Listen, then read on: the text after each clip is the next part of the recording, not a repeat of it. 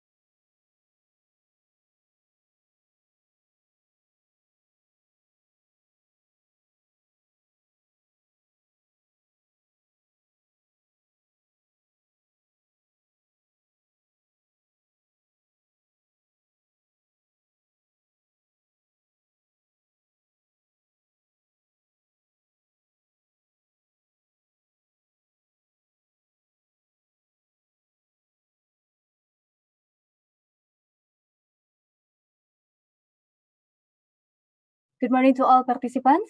We will start our event in a minute.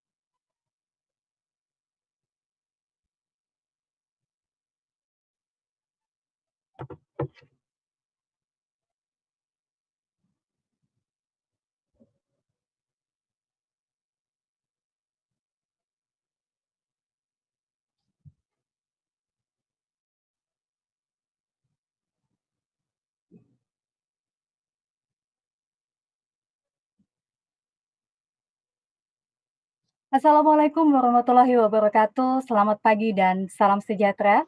Om Swastiastu, Namo Buddhaya, salam kebajikan. His Excellency Bapak Suhasil Nazara, Vice Minister of Finance of Republic of Indonesia. Ladies and gentlemen, the honorable speakers, distinguished guests, Echelon 1 official, government representatives, and all webinar participants, good morning to all of you. My name is Ida Pratiwi. It is my pleasure to extend the warmest welcome and thank you for joining us in the International webinar, Designing the Optimum Ecosystem of Pension. I hope you are doing well amidst all the challenges and changes during this pandemic. This webinar is organized by the Ministry of Finance of Republic of Indonesia and is part of event to commemorate the 74th Indonesian Uang Day. The webinar will be conducted for 2 days, convene policymakers, leading economists, academics, and pension specialists who will share their experience and insight to define strategic input for the Indonesian government and related authorities in starting the pension system reform agenda. We can inform you that today's webinar are attended by more than 1,700 participants registered from both national and international to discuss on this issue. Before we start this event, we will listen to the national anthem, Indonesia Raya.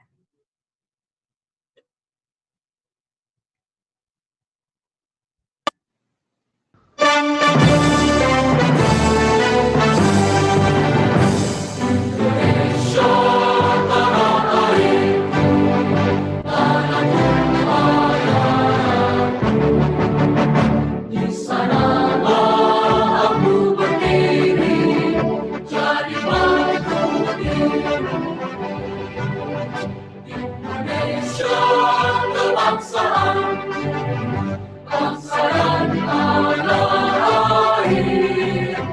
Marilah kita bersatu, Indonesia bersatu. Hiduplah tanahku, hiduplah negeriku, bangsaku, rakyatku semuanya. Satulah jiwanya, bangunlah badannya, untuk Indonesia Raya. Indonesia Raya, merdeka, merdeka, tanahku, negeriku yang tercinta. Indonesia Raya, merdeka, merdeka, hiduplah Indonesia Raya. Indonesia Raya, merdeka, merdeka, tanahku, negeriku yang tercinta. Indonesia Raya, merdeka, merdeka, hiduplah Indonesia Raya.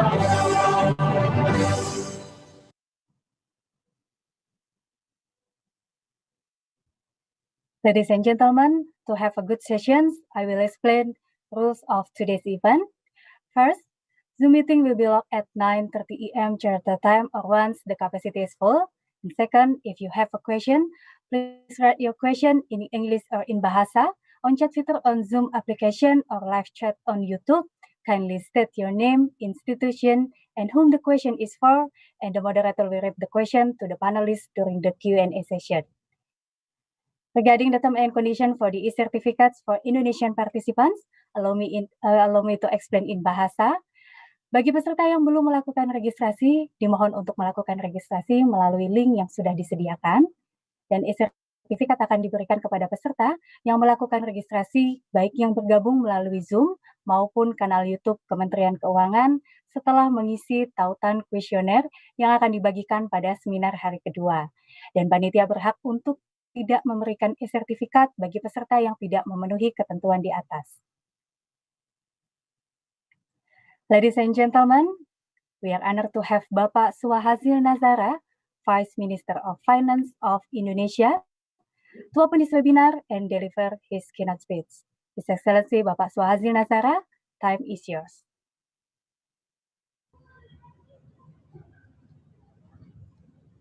Assalamualaikum warahmatullahi wabarakatuh.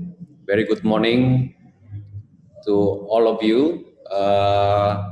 It is my privilege to appear here at the web seminar of the Designing the Optimum Ecosystem of the Pensiun. I would like to say hi first to the all the government officials that are here, the staff from the different ministries.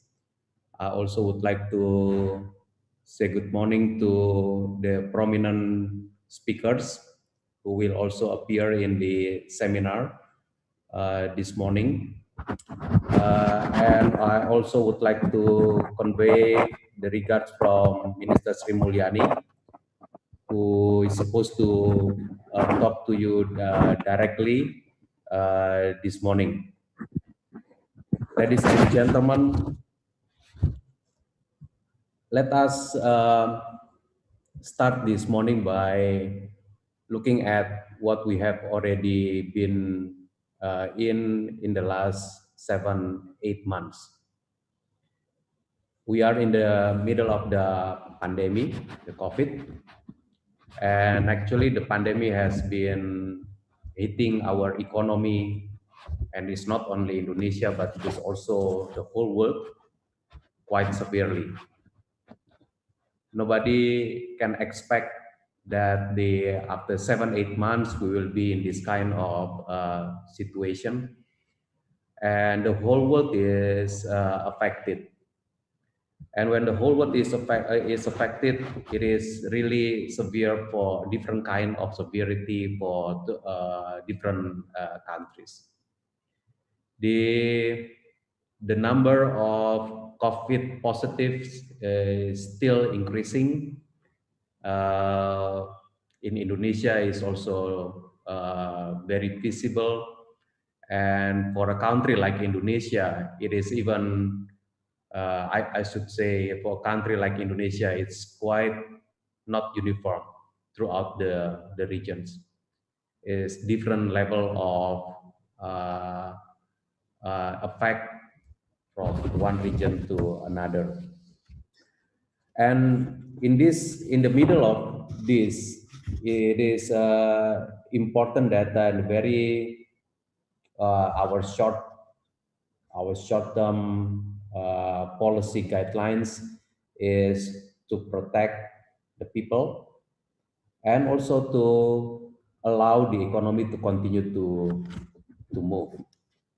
So for Indonesia, we have been looking at this issue since the first case in March, and has already revised a lot of our regulation in order for us to be able to cope with the pandemic, increasing the fiscal deficits, increasing our support for social protection, increasing our supports for the micro and small enterprises and also medium enterprises.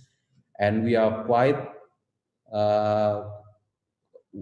also looking at what's going to happen to the economy until the end of the year as well as next year's.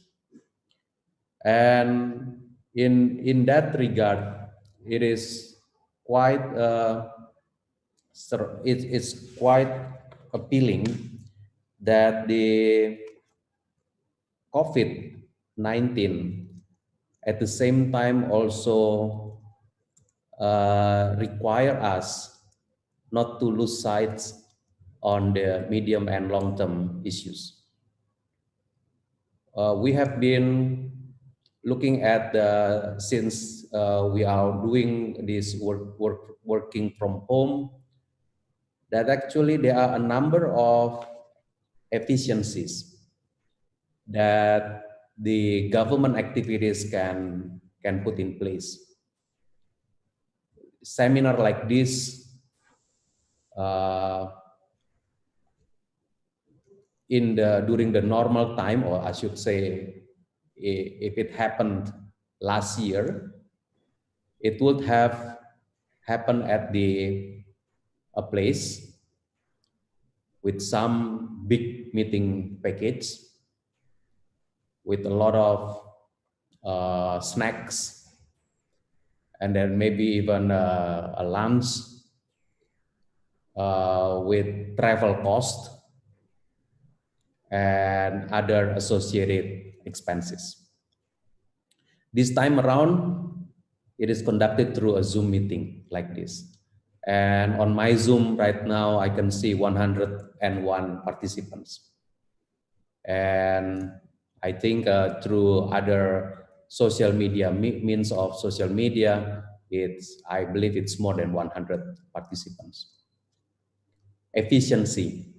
It is something that all lines of government is looking for. And then COVID actually told us to do that just like that. All of a sudden, we are all experts in virtual meeting. All of a sudden, web seminar is the way to do things. School from home, lecture from home, and even the other things that were not imaginable last year, we are doing it through the virtually. And of course, that is, if we would like to make the best case out of this efficiency, we have to lock those efficiencies into the way we do things. We have efficiency, that kind of efficiency should become parts of our reform. The reform that we should make, we should ensure to stay in our way of conducting our activities. And reform is something that is very important in the period of low and pressures, economic pressures like now. Right now, everyone is experiencing negative economic growth. Only very few countries that still have positive economic growth. The whole world is actually contracting. All countries is actually declining in terms of its size, in terms of its economic growth. In this kind of environment, then what the people is seeking is the country that can put in place medium to long-term growth. Medium to long-term growth that should be achieved by series of structural reform. If a country does not make any effort to improve their structural reform during this time, then that country will remain to continue, or I should say it will be slowing down whenever the rest of the world is moving into positive growth. That country will be left behind. So it is very important that whenever we are in a crisis like this, then reform should be made. The reform that will allow the country to get the medium and long-term prospect of growth. And I think this is the perspective that I would like to put in place before all of you for this today's seminar. The search for pension reform in Indonesia is a search for improving our medium and long-term economic growth. It is not only for today. It is not only for next year's budget. It is a reform that we must put in place because we are in the pandemic, and the way to get out of this pandemic is by putting the structural reform in the economy. Now, pension reform is one of them for several reasons. Of course, number one, pension is very important for labor. It is part of our pension system, is part of our social security. And for a country like Indonesia, where government employees is still very, very important, and the budget is also still very important as part of the expenditures, pension spending of the government is very important. Right now, if we are talking about the pension system in Indonesia, there are at least, there are at least three institutions that are very, very important. One is the PT Taspen for the civil servants pension, PT Asabri for the army, police, and civil servant in the Ministry of Defense, and the Social Security Agency. And on top of that, there are a lot of private sector pension funds that are a lot doing this, offering the pension services.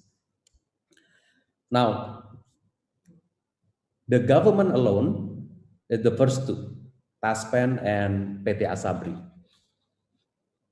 And it is very important that the government pension, later, I hope that the discussion will be able also to touch the reform of the government pension with the perspective of central and local government. Pension is not only the business of the central government, because what the central government is responsible of also depends on our regulation about the local government. So it is very important. What kind, if we are looking for the optimum system of pension, then we have to discuss that in the form of the central-local government relationship. Another issue why pension is very important in Indonesia is because pension is the source of long-term financing for development. One of reform where Indonesia is very important to get is to deepen our financial system. And of course, pension is one way to deepen our financial sector in Indonesia. And pension as a way for people to save, I think Indonesia, I think it's not yet very common. Given the fact that the economic structure with the informality that is high, it remains a very big question. What is the best pension system in the economy that is highly characterized by the informal sector? How to allow the informal sector to get involved in the pension schemes? Of course, our social security law mandates pension as one of the social security program that needs to be put in place for the labor. But I think there is still a very big challenge for Indonesia to use the pension as a way for our financial deepening. Now, ladies and gentlemen, as coming to the perspective of the social security programs, I think it's also very important to look at the current social security programs and also the recent changes or recent introduction that is put in place by the new law on job creation, or what in Indonesia is commonly called the Omnibus Law, which has just been approved by the Parliament recently, a few weeks ago. There is a new program. The program for, this is the the literal English translation, Lost Job Security Program, which is basically part of it's a new program. It is introduced, and the government will take part on that benefit. And the question is, how is that particular program related to the existing program, and how that is going to improve the labor's welfare, and what does it mean for our pension? Strictly speaking, people can say it's completely different from pension, Pak. Okay, but still it is in the same labor market. It is about the same labor market.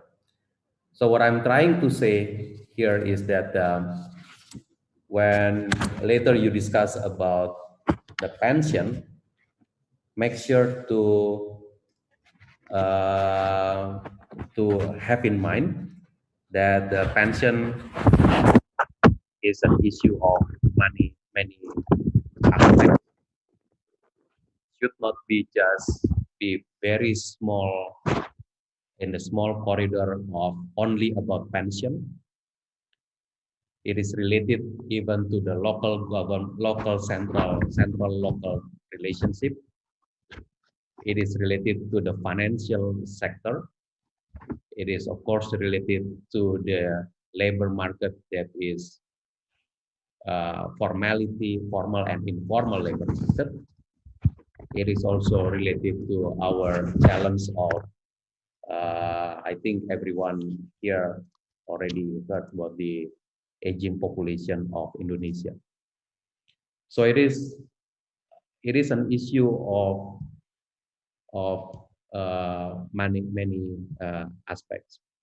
So in that regard, I appreciate the Directorate General of Budget and also the Fiscal Policy Agency for the Ministry of Finance for conducting this international seminar. I see on my list there is Professor Mukul Asyar, one of the prominent name in the social security issues, not only in Southeast Asia, but I think Asia and knows. And Professor Asyar knows a lot about Indonesia, even before we introduce the social security law. There is also, I also see Professor Aris Ananta, my professor earlier at the Faculty of Economics, University of Indonesia. And I think the seminar participant will gain a lot from the discussion of prominent speakers in this session. So pension is very important. This international web seminar is very important. I hope that this is going to be helpful for us to refine our policy directions. And most importantly, I think some of you also know that these days we are now in the middle of the selection process of the board of directors of the new board of directors of our social security agency. So I really hope that this seminar will contribute to the knowledge that we can transfer and we can mandate to the new board of directors. Fresh perspectives that the new board of directors of BPJS, actually both in labor and also in health, will have to think about and will have to implement starting next year. So I really hope that the results of this seminar is not only going to become like a proceeding, but it's actually going to become policy directions that we can formulate and we can ask the new BOD of the Social Security Agency to elaborate, to implement, and to be successful at. So thank you very much for the arrangement, and I wish you all fruitful discussions today. Have a very good discussion, and I wish you all stay healthy during this pandemic. Thank you very much. Wassalamualaikum warahmatullahi wabarakatuh.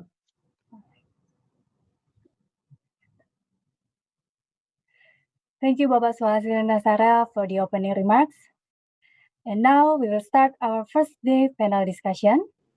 What things are we needed and how do we design an optimum pension system that maintain the level of welfare among generations and also ensure the fiscal sustainability?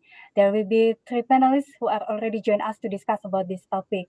Bapak Febrio Kacaribu, Head of Fiscal Policy Agency, Professor Mukul J. Asep from National University of Singapore, and Professor Aris Ananta, President of Asian Population Association. The session will be led by a moderator, Bapak Didi Kusnaini, Director of Harmonization of Budgeting Regulation, DG Budget Ministry of Finance. He earned his Master degree of Public Policy in 2009 from Hitotsubashi University, Tokyo, Japan. He was appointed as a Director of Harmonization of Budgeting Regulation, DG Budget Ministry of Finance since 2018, who is responsible to develop regulations on budgeting, remuneration, and social benefits for health and pension. Bapak Didi Kusnaini, good morning, Pak. And to start the discussion, I hand over this platform to you. Thank you, TV. Excellencies, Professor Swahasil Nazara, the Vice Minister of Finance, the Republic of Indonesia, distinguished speakers, Dr. Febrio Kacaribu, Professor Mukul Asher, my professor in Tokyo, actually, Professor Aris Ananta,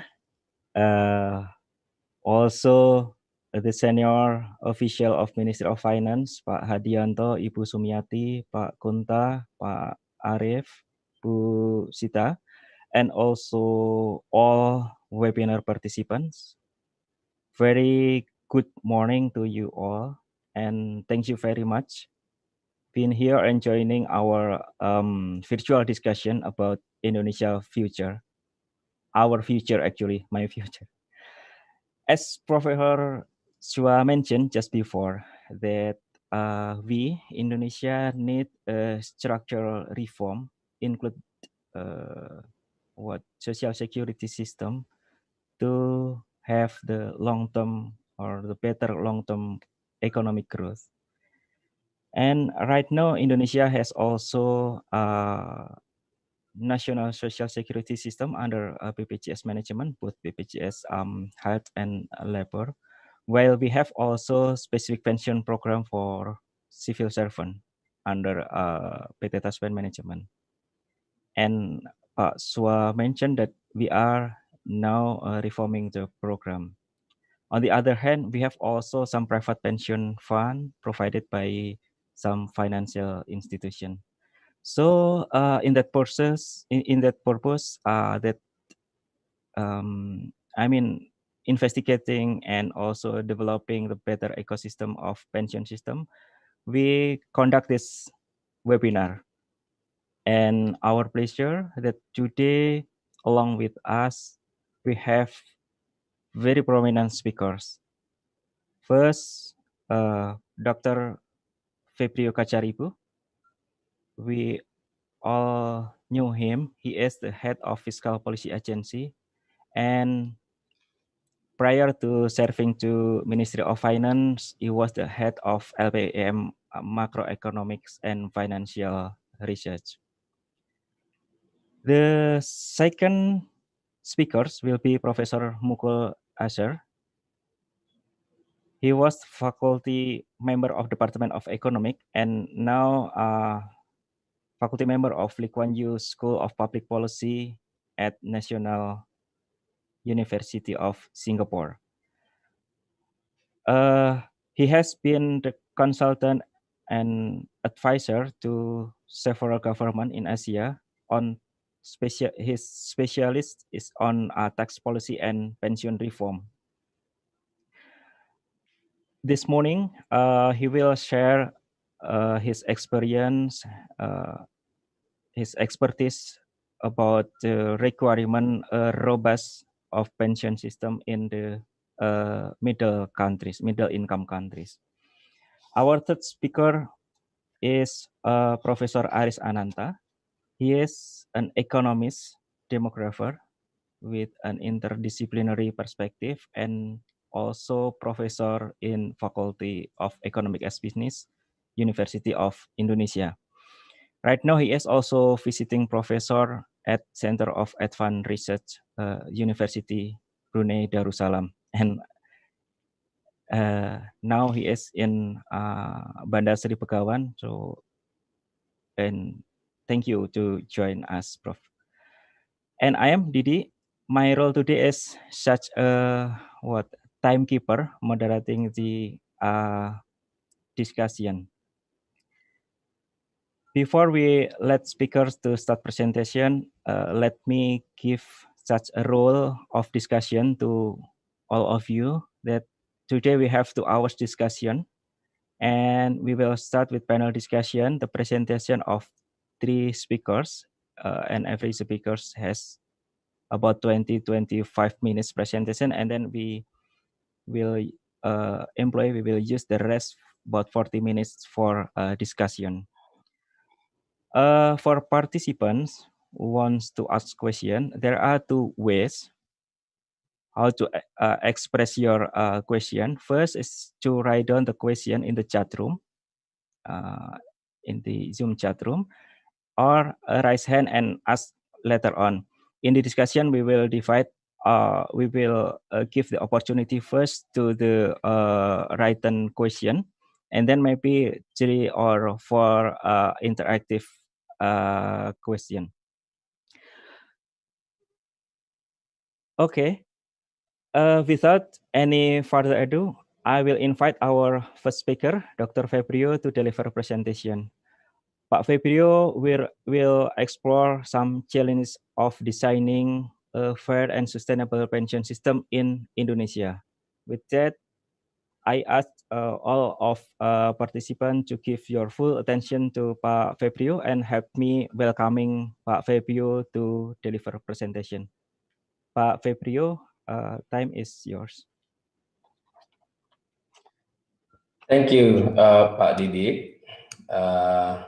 His Excellency Mr. Suhasil Nazara, Vice Minister of Finance Indonesia, the Honorable Professor Mukul Asher from National University of Singapore.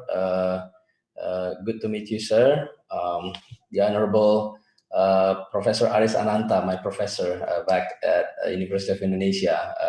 Very good to see you, Professor. And of course, distinguished guests, ladies and gentlemen, thank you very much for coming. Assalamualaikum warahmatullahi wabarakatuh. Very good morning to you all. My great pleasure to be here with all of you for this very important seminar. The topic is, of course, of great interest to many stakeholders. I see that we have about 700 people joining us, either here on Zoom or also online through YouTube. So this is very interesting, very important for many of us, especially also for policymakers. I will start with a very broad picture of story about the aging population, which is currently the main problem in developed countries. Developing countries, including Indonesia, is also, or more precisely, will experience it too. Even though Indonesia is predicted to still have demographic dividend, this means the dependency ratio to the productive age is at its lowest point. That will be in 2030. Indonesia will not be able to enjoy this space forever, right? The aging population era will eventually occur in developing countries, including Indonesia. The other two distinguished professors, I think, will be able to explain more on that later. In developing countries, ladies and gentlemen, the proportion of older people, this is 65 plus, is predicted to increase more than double. And the old age dependency ratio is also expected to increase. In Indonesia, for example, fertility rate is declining, while life expectancy, which is a good news, is improving. We are having better health. As a result, Indonesia's age structure gradually shifting towards higher age groups. As the number of elderly people continues to increase, Indonesia will have to take bolder steps to ensure that their quality of life is maintained. This is an urgency because this will be caused by elderly people have higher incidence of disability prevalence. So it is necessary to pay more attention to their well-being. Elderly people also have significant risk to fall into poverty. So that's another problem and another thing to really pay attention to. And at least in Indonesia, most of them living with their children and grandchildren under one roof. In many developed countries, this is probably not the case, but in developing countries, including Indonesia, most of the elderly living with their children and grandchildren. Also, every 1 out of 4 elderly people have health problems. Although the percentage of health problems for elderly people has a decreasing trend, but still it shows the probability of living longer. So that greater attention is need to be given to its quality of life, because that means that we will need to take care of our elderly.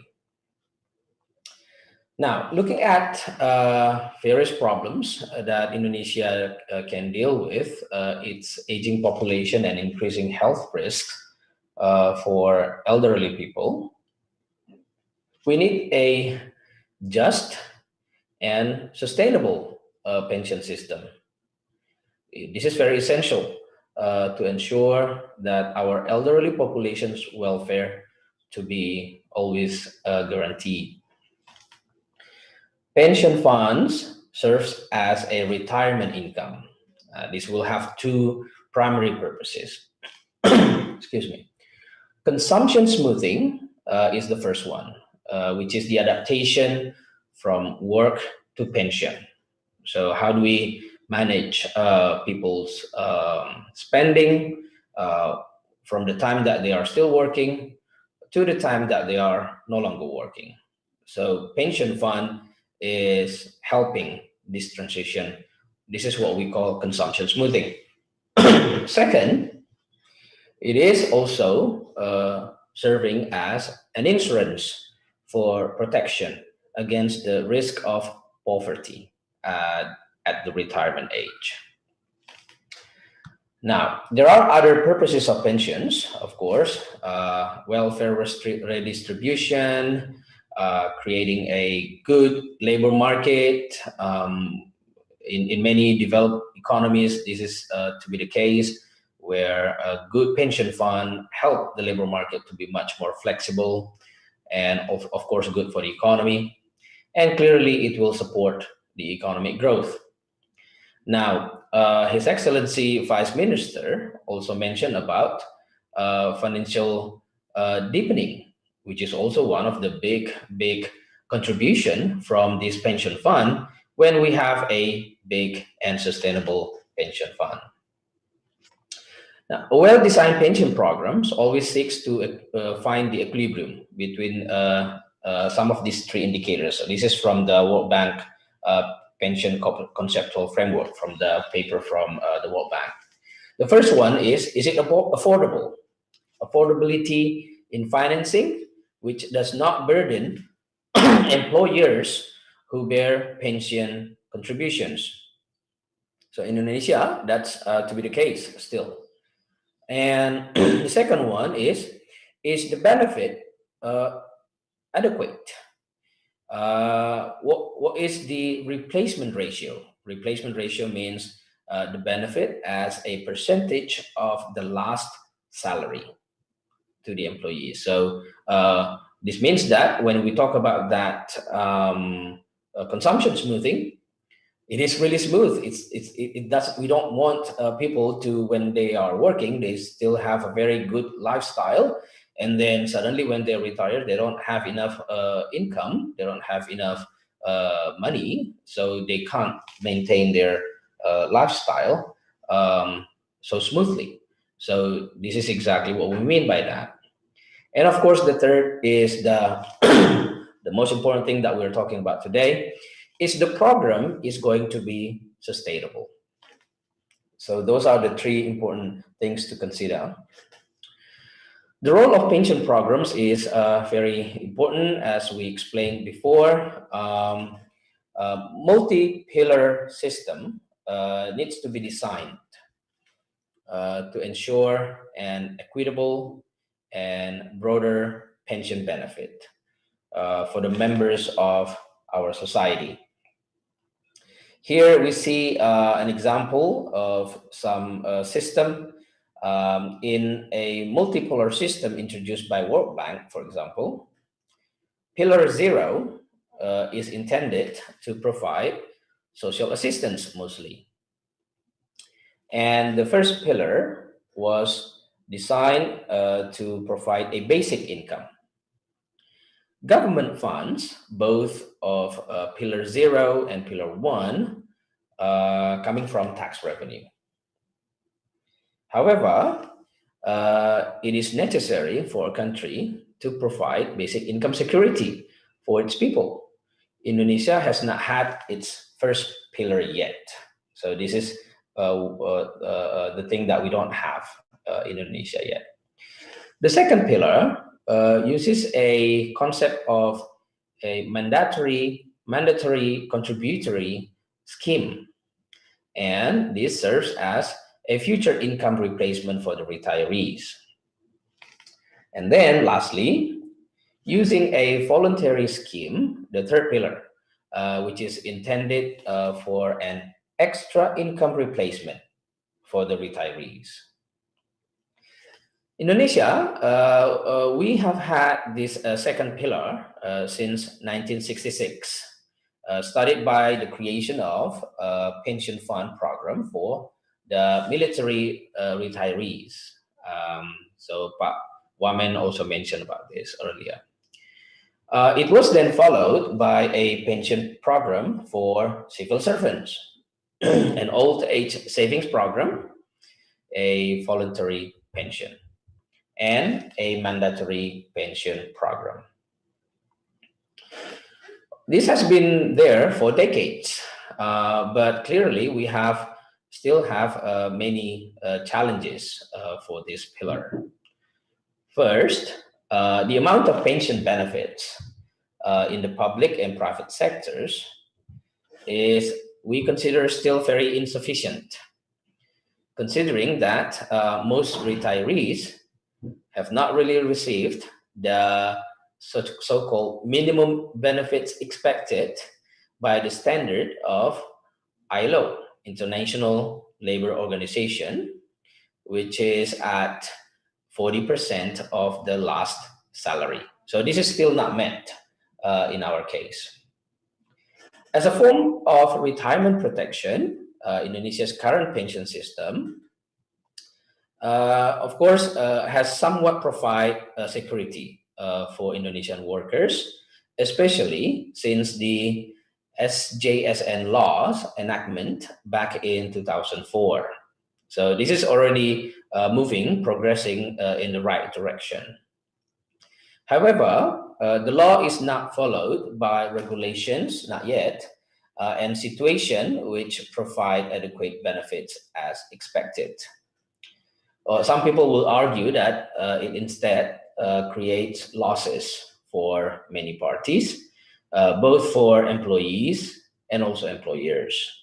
And even, of course, at the end of the day, for the economy overall. The existing pension system still faces several major challenges. I would like to highlight 4 of them here. First, the recent program could only capture formal workers.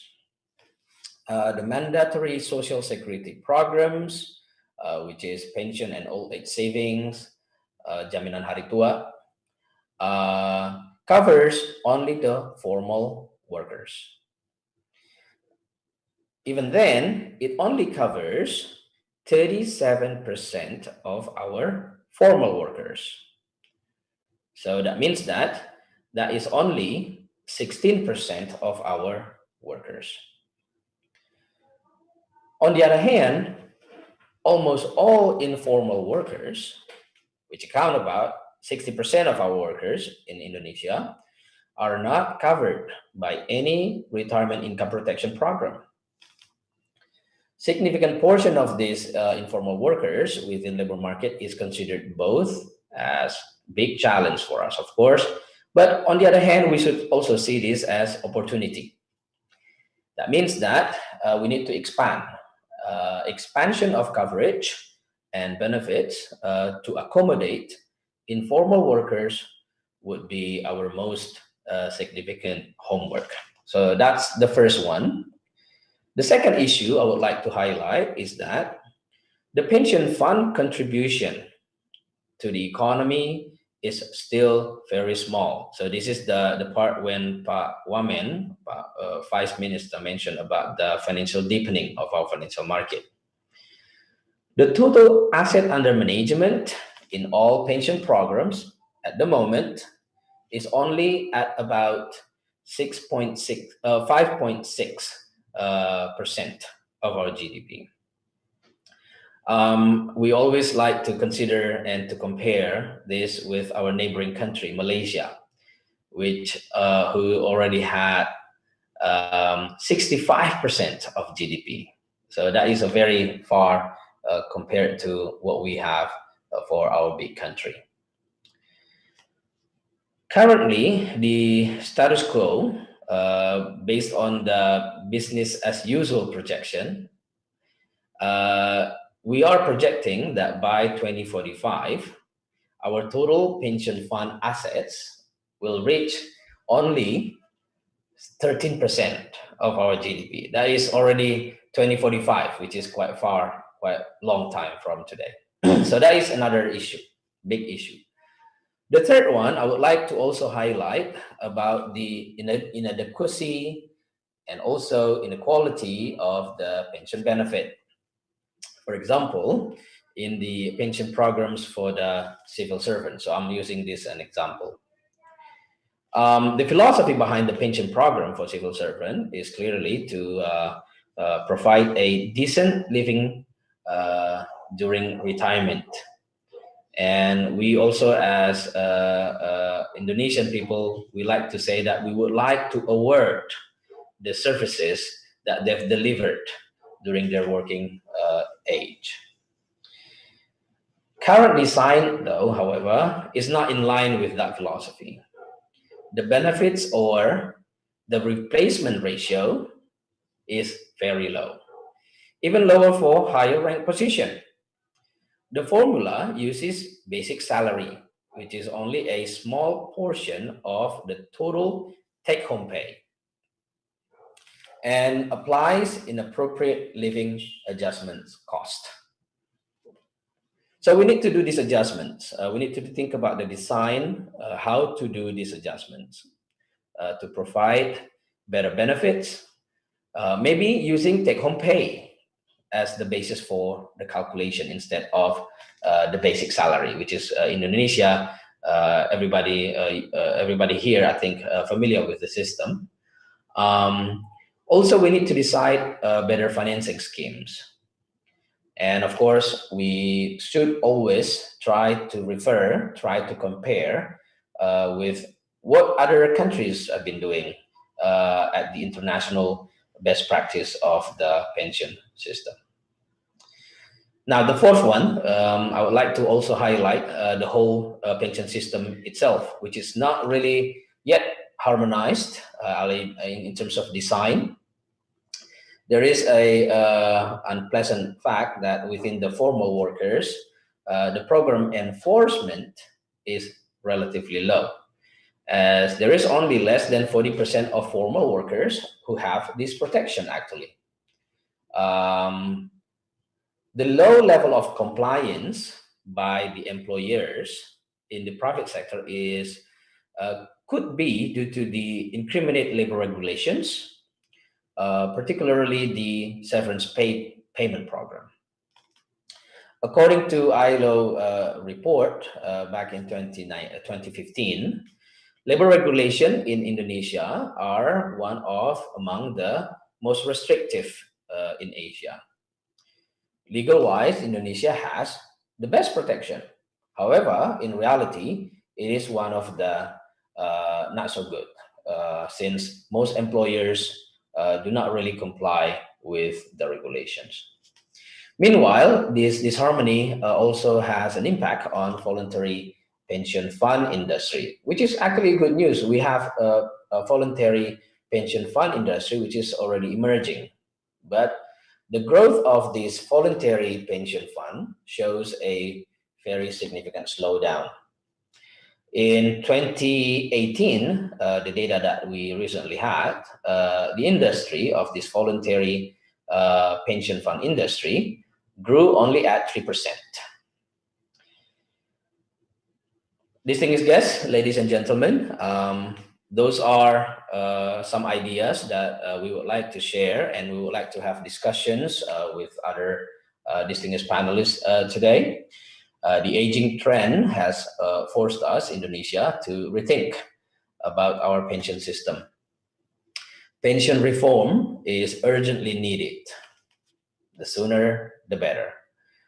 To have a sound system, design, governance, transparency, asset allocation strategy, these are all very essential. And then we need to think about this one by one very carefully. Regulations need to be strengthened, refined to meet a more harmonious ecosystem. Informality landscape on Indonesian workers, labor market, and also other major challenges, like I mentioned, coverage, replacement rate, and asset liability management. We need to think about those. This is where I stop. I hope we could learn a lot from the pension system reform and ideas around possible policy changes that will be possible. Clearly, as Vice Minister mentioned, this is a COVID-19 pandemic crisis that we are facing nowadays. But we know and we can see how having a good and complete reform would actually bring us stronger coming out of this crisis. And clearly during the crisis, it is a very good moment for us to see what we have, what we don't have. And clearly, we wish we had a better system. Hence, during a crisis period, good pension system, good social security system in general would actually serve as, to some extent, automatic stabilizer in terms of maintaining people's welfare, especially during hard times like 2020. Thank you very much for listening. Wassalamualaikum warahmatullahi wabarakatuh. Waalaikumsalam warahmatullahi wabarakatuh. Big applause for Pak Febrio. Thank you, Pak Febrio. Exactly 20 minutes. And Pak Febrio has already very clear explain what we need. I mean, Indonesia need, and what the challenges of reforming the pensions in Indonesia are. If I make such a summarize, first is Pak Febrio mentioned about the need to design a balanced pension system between sustainability, affordability, and adequacy. The second challenges is how to increase the contribution of pension industry or pension system to the economy, because right now it is very small contribution. The third one is lower replacement ratio, especially for the civil servant. And the fourth one, that we Indonesia need to harmonize among the program, include what is the include to harmonize the regulation, then the coverage, replacement ratio, and how to manage the asset properly. I believe that all participants has the question, so just write down in the chat room, and we will read it later on after the presentation complete. And after we listen Pak Febrio's presentation regarding the Indonesian condition challenges, then now we invite Professor Mukul Asher to deliver a presentation.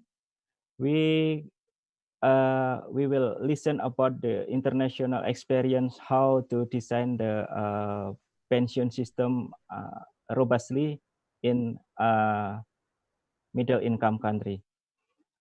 Professor Asher, time is yours. Thank you.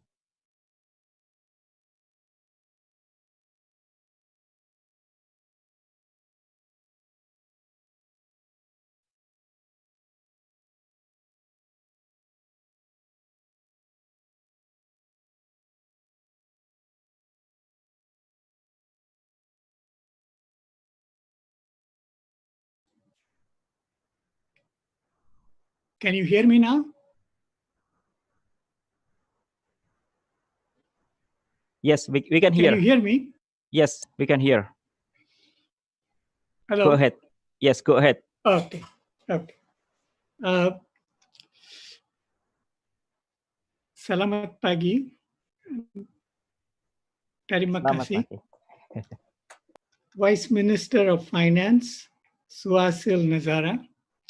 I appreciate your kind comments. My fellow panelists, and it is always good to have a former student as a moderator. And I very much remember you did it from our interactions earlier. I thank the organizers for inviting me in this webinar. I've already learned a lot from the first presentations. The topic that has been assigned to me is requirements for a robust pension system in middle income countries. Indonesia, most ASEAN countries, Asian countries are middle income. So my remarks, while they are directed at middle income countries, there is a lot of application in a context specific way of what I'm going to be saying to Indonesia and other countries. I'll make some introductory remarks and then discuss demographic trends and implications, requirements of a robust pension system, and some concluding remarks. Now, when we talk about a robust pension system, the public policy goal should be to facilitate aging with dignity. And I think this is a historical goal that we are now in a position to fulfill. A pension system comprises several integrated schemes, as both the earlier speakers have indicated. To measure total impact, they should be evaluated and viewed in a systemic way and not as isolated schemes. And this is what happens in many pension reforms, that individual schemes are emphasized rather than thinking of a systemic view. It implies that a person should be aging in place. And this is something that in Asia, there is a lot of emphasis on, that aging in place is the should be the public policy goal. Staying at home to the maximum number of years as possible. Of course, at some stage, it is not possible and institutional care is needed, and there should be facilities for that. They should have access to a bundle of services needed in old age, especially affordable and accessible healthcare. In many families, healthcare worries and concerns are even more acute than any other. Now, what does robust mean? I've used robust. Robust is meant to convey the following: that pension system is embedded in a reasonably stable economic, regulatory, and macroeconomic environment. Some of these are mentioned. And when economic or other shocks, such as COVID-19 pandemic, occur, there is enough flexibility to undertake short-run social assistance program on an adequate basis. So there should be capacity to identify the beneficiaries, what they need, and to deliver them very quickly, like in the pandemic. That's the first.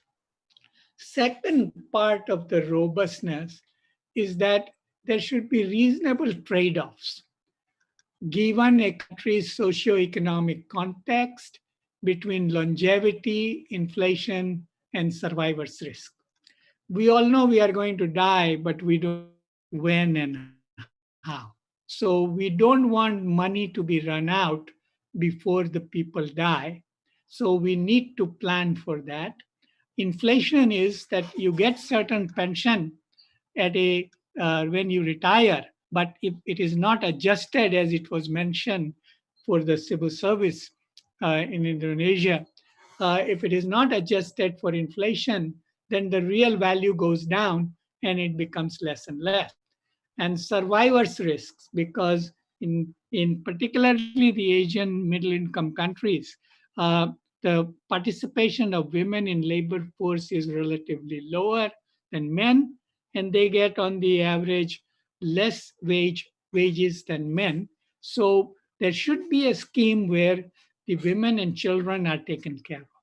Even in the United States, more than 1/3 of Social Security benefits go to women and children. Third, there are context specific trade offs between adequacy of benefits, individual, employer, and fiscal affordability, type of risks that are covered, and coverage of the pension system as a whole. Large differences, as was pointed out, uh, in these areas between different occupations and groups need to be minimized. The pension system should be perceived as fair, and the fairness attribute should not be underemphasized, because the perception of fairness do matter also, as we know from the tax system, they matter for compliance as well. If there is a perception of fairness about the pension system, compliance could be improved easily, in an easier way than otherwise. Okay. Now, what is the focus of the pension system should be? The focus should be on household welfare and accessible bundle of services needed by the elderly. Elderly do not want piece of money, as, as Nicholas Barr pointed out. What they need is a bundle of services that are useful to them. Each society has the bundle of services that are needed in its current context, and that will change over time as the context change, and be prepared to change as demographic and expectations change. What should be the aim? To enable purchases of bundle of goods and services and assets on a life cycle basis. COVID-19 pandemic has underlined the importance of healthcare system for economic and national security. So now the integrated approach to pension and healthcare has become essential. Indonesia has done so much progress and very impressive progress on the healthcare. But the healthcare is on one side and the pension is on the other side. Every country now, because of COVID-19, will need to see where they can integrate and in what way. What are the demographics has already been explained, so I will just make few remarks.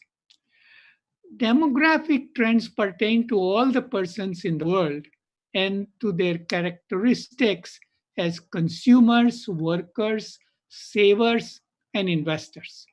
Demographic trends affect income statements and balance sheets in the world for individuals, households, corporations and companies, and government.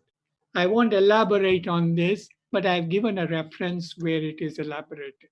So we need to think of demographic in a much broader way than simply what the population and so on numbers are going to be.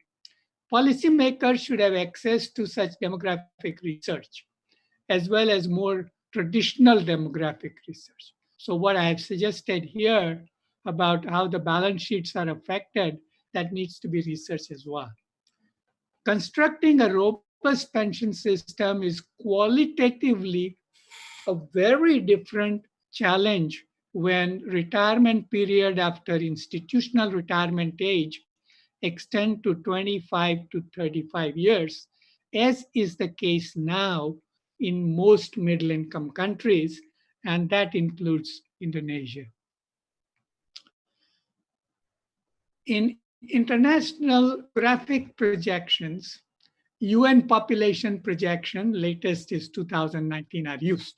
But there are wide variations in the numbers depending on the fertility trends, low, medium, high, which is used.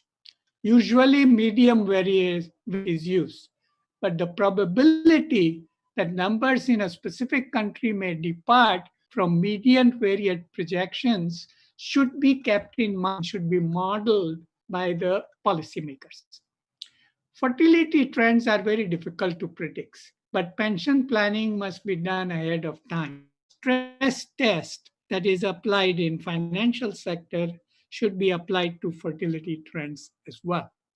The variability applies as projections move from national to province, state, urban, and rural areas, because many of the responsibilities for pension delivery are at a lower level, as was pointed out by the Vice Minister. And we need then to understand how the variability in projections will affect their capacity. This aspect often ignored should be taken into account. So I've just given some graphs. You can see in this graph that a median variant is over here, high variant is over here, and the low variant is over here. So there is a huge gap, and we need to take that into account. With respect to age 70 and plus, where the pension becomes even more important, see the wide variation. And this is by the age groups, and particularly for 65, and so we see a large gap that occurs. Okay, I won't go into the select countries. These are all middle income countries, and you can look at them. Key requirements of the robust pension system. Globally, social security and pension arrangements exhibit wide variety of practices, and no template or a priori best practices can be relevant for diagnosing what measures needed to progress towards a robust pension system in a given country. So a framework is not a blueprint, and the framework requires thinking and context specificity. This is where globally, in many countries, pension reforms have not delivered the kind of results that are desired because that context specificity was not taken into sufficiently taken into account. This increases the need for greater competence in design and implementation of pension policies and initiatives in a context-specific manner. Key requirements for a robust pension system in a middle-income country with significant informal sector, as in Indonesia, may be stated as follows. And COVID-19 has complicated this. Some requirements, such as focusing on bundle of services on a life cycle basis and taking a systemic rather than ad hoc approach focusing on particular schemes, have been mentioned earlier.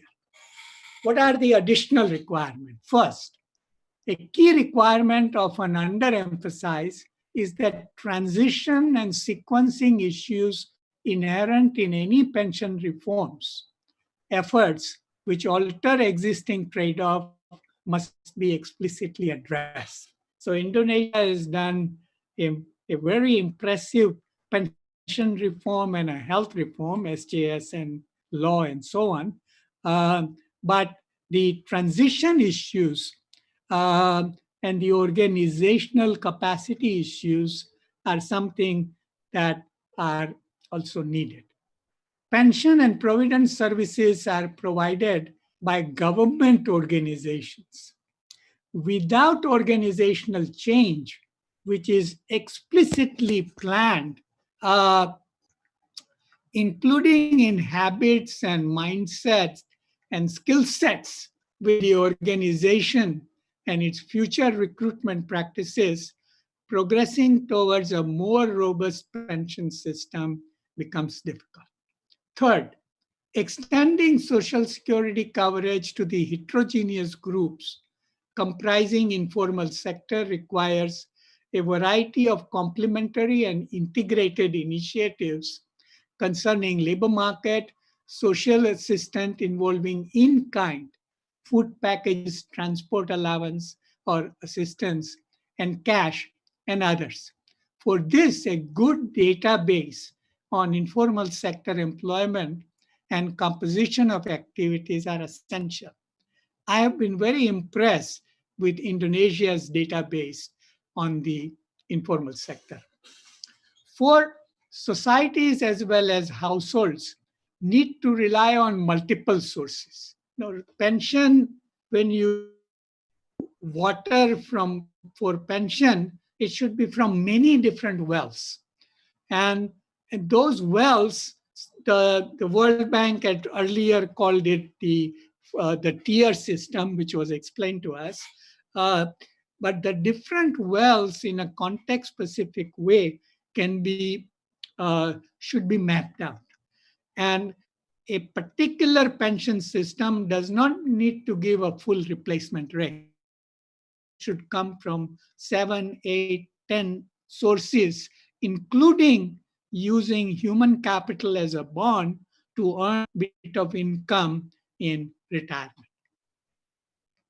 5, the importance of developing government and corporate bond markets, and this was again mentioned, to help provident and pension fund match their longer-term assets and liabilities has been underlined by COVID-19 pandemic. And this is why Jamsos Tech, for example, has a long-term liability but short-term assets. The importance of innovation and design of pension products and services needs greater recognition. There are several interesting experiments along these lines, including micro-pension design and delivery in an environment providing long-term retirement saving, security, and confidence. So those intangibles of confidence and trust are very important. A systemic and integrated approach requires that focus should be on outcomes. And the following question should be asked. Could the desired objective or outcomes be achieved in a different or complementary way than the standard social protection initiatives suggested by ILO or World Bank or others? Example, maternal and child healthcare indicators can be improved in some countries with less pollution creating indoor cooking material. So if this can be improved as the Indonesian case study that I've cited by Imelda Carlos, 2020, then we should try to explore that. And I have provided many such examples from my study on India. Concluding remarks. It is clear that progressing towards a robust pension system is a process, not an event. Lot of time, understandably, the policymakers' focus is short run, it's on an event, and when it is done, that longer term focus and energy is not there. So process is important. Sustained focus and data intensive monitoring and evaluation. In fiscal policy, we talk about M&E system, how difficult it is to put that together. Same thing is needed in pension. Preferably not just at central, but level. In this context, each middle income country is urged to consider setting up a semi-autonomous center of retirement research or its equivalent with expertise in large data analytics and policy research. Today's computing and digitization allows us to do large data analytics, and it has not been used sufficiently for pension in middle income countries. Similarly for the health area. COVID-19 pandemic has led to the realization of the importance of relevant data on labor force, including for informal sector, internal migration trends, and composition. So process of progressing robust pension system is challenging in the current environment. It requires a well-executed departure from business as usual. Change in the purpose of pension and provident fund organizations, shifting from process to outcome orientation and from welfare orientation to professionalism. Change in the habits and mindset of stakeholders, including of officials of provident and pension fund organizations, as well as their trustees or board of governors, and of members, all of whom will need to exhibit greater financial literacy. This is an area deserving much greater attention of the policymakers and regulators. I have talked to a lot of trustees, board of governors of many provident fund, pension funds, and so on, and I have been struck by the possibility that their financial literacy at that level could be improved substantially. There is to more effectively and competently leverage, there is room for more effectively and competently leveraging emerges for record keeping, lowering of administrative and compliance cost, and lowering of investment management costs. The incentive structures of the provident and pension fund organizations, the officials and the members to behave in a manner consistent with their fiduciary responsibility and to enhance transparency and accountability. Thank you very much. Terima kasih.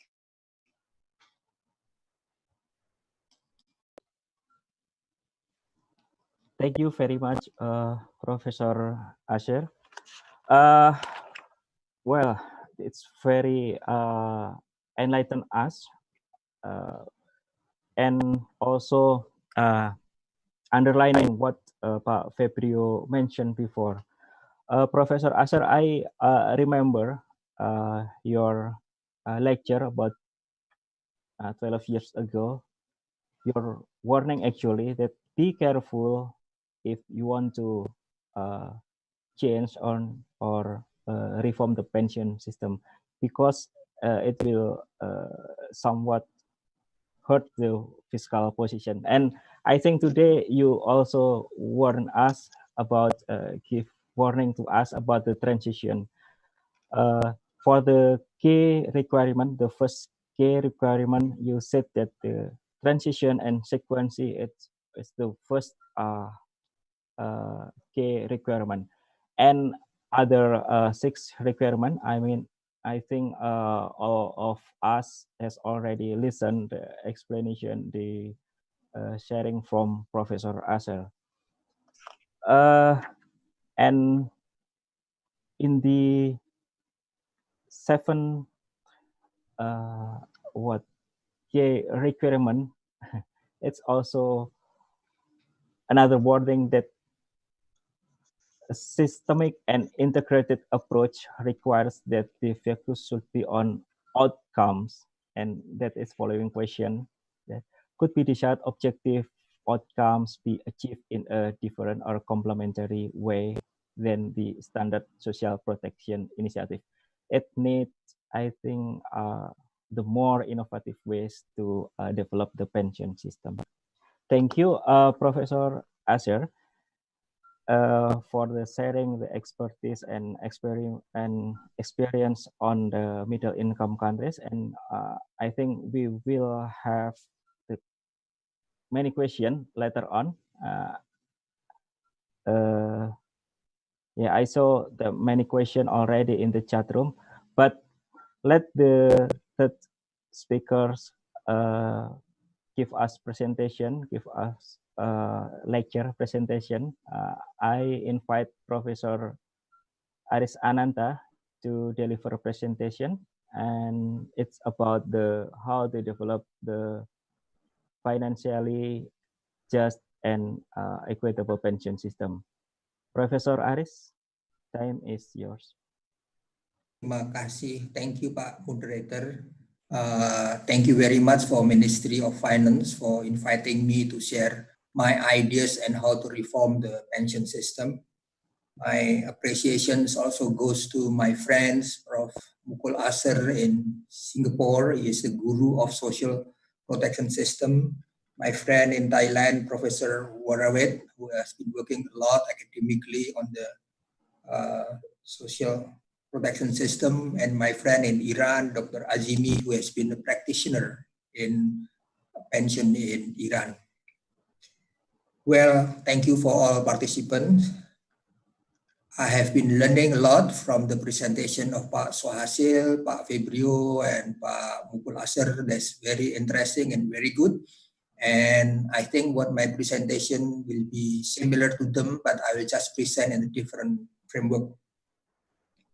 Well, reforming a pension system needs time. It is not one night program. It should start from the younger generation. And that is why my presentation will be beneficial mainly for the younger generation, not people of my generation. So this will be more important for the generation of Pak Sohasil, Pak Febrio, and their younger brothers and sisters. In 2045, who are the older people? They are the current young population, 35 years old and over. In 2045, when Indonesia celebrates the 100th anniversary of the independence. Next.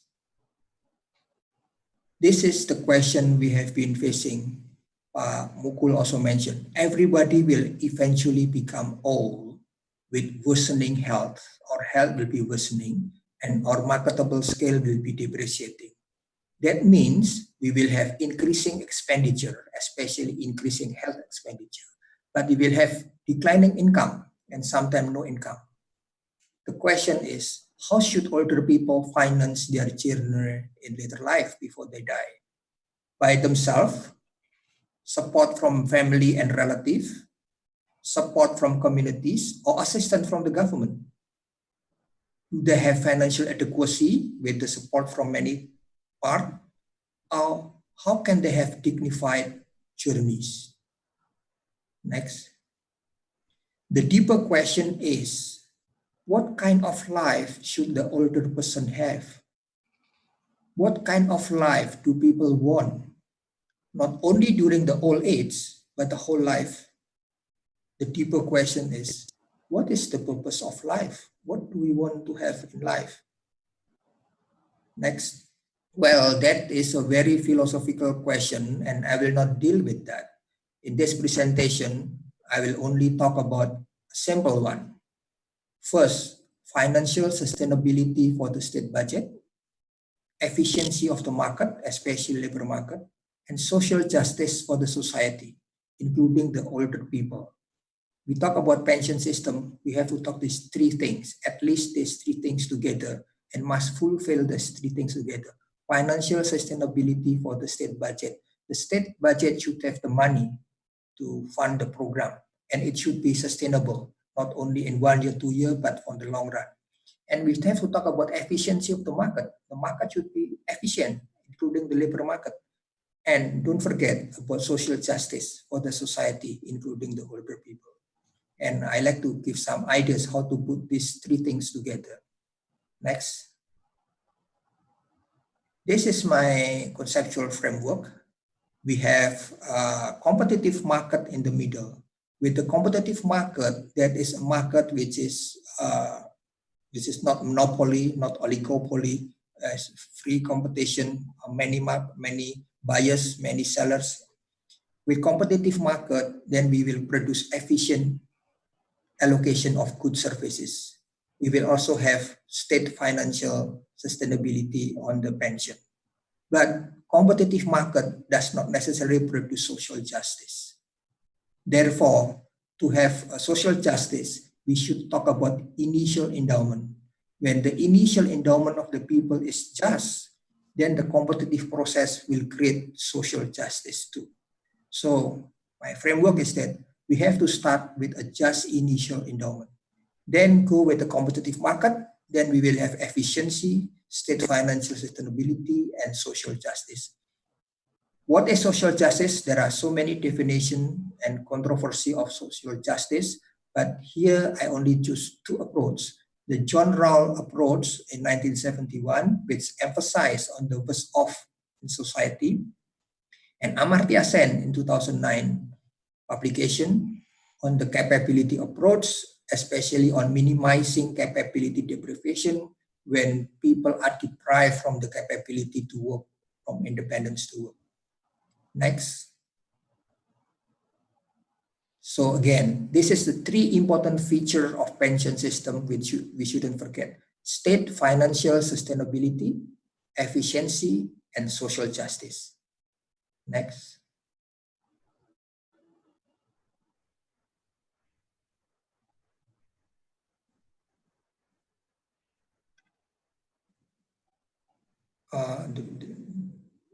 Slideshow. Yeah, now we talk about state financial sustainability, the first feature of pension reform. Okay, next. In many rich countries, pension is a reward. They got the reward because they have been working very hard when they are young. Now they got the reward. They don't have to worry about financial issues because everything will be paid by the government. Retirees in the rich country are able to maintain their lifestyle. The pension is very attractive, partly because they live in rich country. The pension is paid from tax by the working population, the younger one. But if the pension is paid according to the income while working, should the poor continue to be poor in the remaining of their life? Next. The issue is that in the rich country, there is a shrinking percentage of tax-paying population and rising percentage of pension recipients. So they say that there will be no financial sustainability because the taxpayer is shrinking in numbers and percentage, but the recipient is rising. So how could they pay it? So they are very afraid about financial uncertainty. There will be no financial sustainability. But this worry depends on the assumption that the working age population cannot increase the productivity. Actually, if the number of working age is declining, but productivity is rising, the contribution will be a lot more too. Especially with the digital technology, we could increase the productivity of the working age population. So we don't have to worry about a deficit. Another assumption is that older people cannot contribute to the economy, but there are many older people who actually can still work and contribute to the economy. So the issue in the rich country of absence of financial sustainability because of the shrinking percentage of tax-paying population may not be necessarily true if they could increase productivity, if the older people can contribute to the economy. Next. How about in developing country? In developing country, retirement is punishment, not a reward, because they may be still able to work, they may still want to work. Why they want to work? Because if they got pension, the pension is very meager, not adequate for their life. They want to work, but so they want money to support themselves, but they are not allowed to continue working because of their ages. So retirement or pension is a punishment. They want to work, they need money to work, but they are not allowed to work. So this is a punishment. So in economic term, not allowing people who are able to work and can work and want to work is actually a waste of resources. And it is also against human rights. Many developing countries do not have attractive state pension system. If they do, the payout may be eager. People need to continue working to support themselves. Next. However, we also have a financially sustainable state budget that is a defined contribution pension system. In this defined contribution pension system, people save some of their earning to the government. The employees add something to the saving. This collected saving is invested by the government. The accumulated and invested money from the saving is then used to provide payout during the retirement years. Here is sustainable. Why? Because the government does not contribute any money. It does not burden the taxpayer either. So from the state budget point of view, this is financially sustainable. Next. But the question is, how much is the payout? Is it adequate? How can the government invest the money profitably and return the money to the retirees? People will ask, can the government invest my money better than what I do? Especially the younger generation who are smart on financial market, they will question, how good the government can invest my money rather than my ability to invest my own. So the question here is that the government must be able to invest the money profitably, must be better than what the private sector can do and the individual can do. And the money returned to the retirees. This ability to invest profitably determines how much payout the retirees will receive. However, the poor may be left out because why? The poor contribute little and the money invested is not much. So when they retire, they will receive small amount of money too. As mentioned by Prof. Asher too, high inflation may erode the return from investment. Next. Next, we talk about the second feature, efficiency. Next. Any competitive market will result in efficient allocation of goods and services. This is theory in microeconomics, everybody knows. There is no government intervention, free exit, free entry, complete information, many buyers and many sellers, and assuming no externalities and public goods or public debt. Next is that any initial endowment will produce efficient output if we have competitive markets. This is a general theory in welfare. The policy implication is that we have to reduce monopoly and oligopoly, reduce regulation, and let the market works by itself. It produces efficient allocation of goods and services. Next. However, the competitive market does not produce what we desire. If we have market failure, that is, if we have existence of externalities, we talk about public goods, public bets, and asymmetric information. Another issue is that initial endowment. The initial endowment also affect the perception of desirability of the efficient allocation. Then here the government must intervene the market. Next. So if we have a just initial endowment, then we let the competitive market work. We will have a just and efficient market output. The question is how to make a just initial endowment distribution. Next.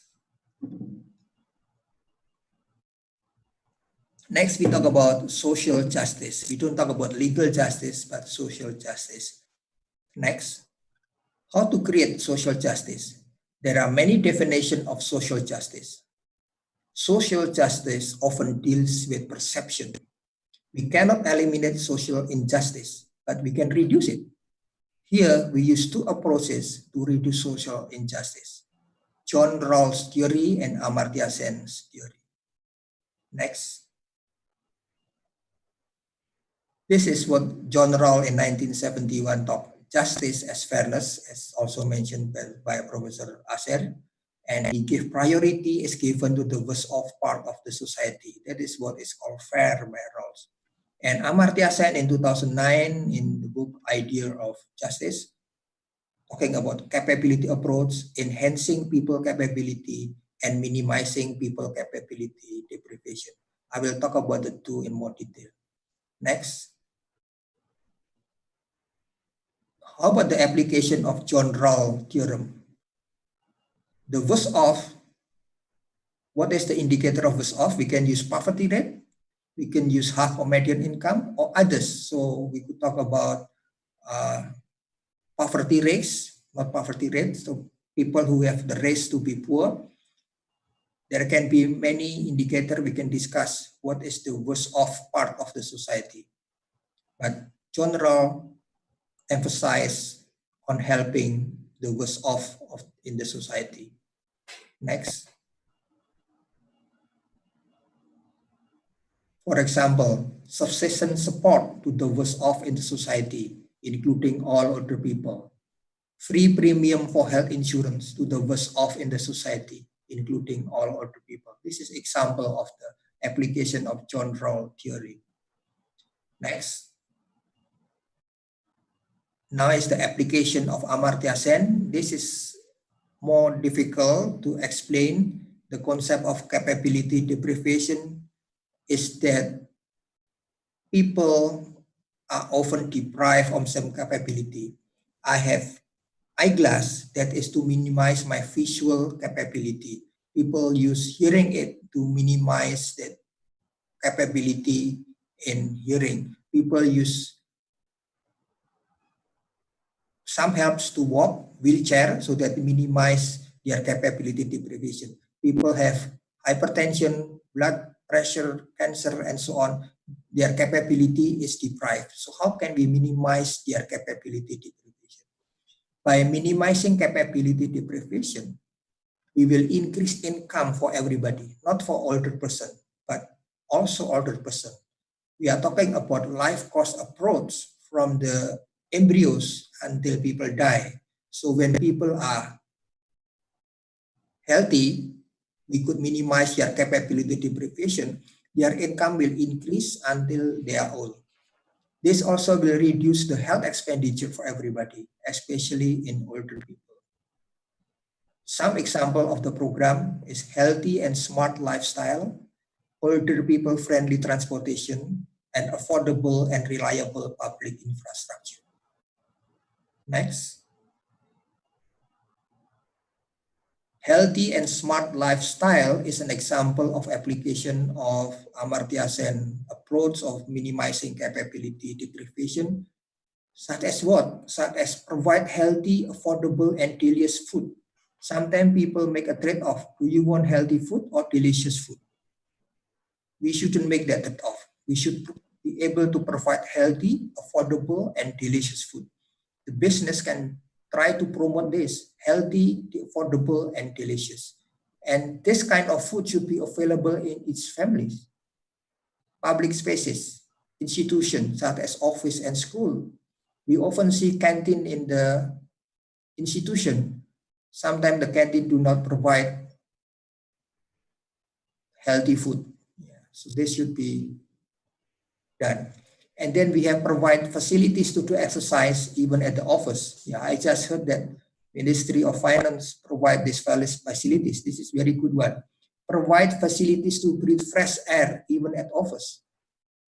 And provide assistance to upgrade marketable skill, especially related to digital technology. When we upgrade marketable skill, it's not only for the young one, but also for the people aged 40, 50, and even older. Sometimes we give fellowship only to the younger generation because of the narrow rate of return formula. The younger generation live longer, so if we invest on the younger generation, the rate of return is higher. But if we invest in people at age 50, they will die soon, so that the rate of return is short, is smaller. So I don't think we have to continue that way of thinking, because if we don't care about people aged 40 and 50, they will become burden when they become old. But if we care about them when they are old, they will be still productive and they could help the economy as a whole. Next. Is older people friendly public transportation? This help older people mobility on their own. Create walkability, we forget about that. Walkability, safe and accessible size walk.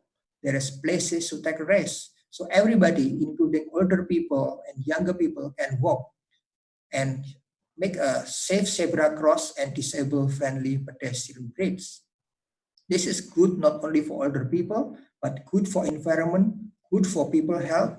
It will have less motorized traffic, and this is disabled friendly. So this is one way to minimize capability deprivation, which can improve people productivity and income and reduce health expenditure. Another way is that create safe and accessible disabled friendly public transportation. We may feel that we are not disabled, but sometimes we are partially disabled. So we need friendly public transportation. In 2045, people who are 35 years and over are already older people. They are hopefully they are not disabled, but they need more older people friendly public transportation. Next. Affordable public infrastructure. This help older people human capital. Reliable internet and its accessories. We are now living in the digital world.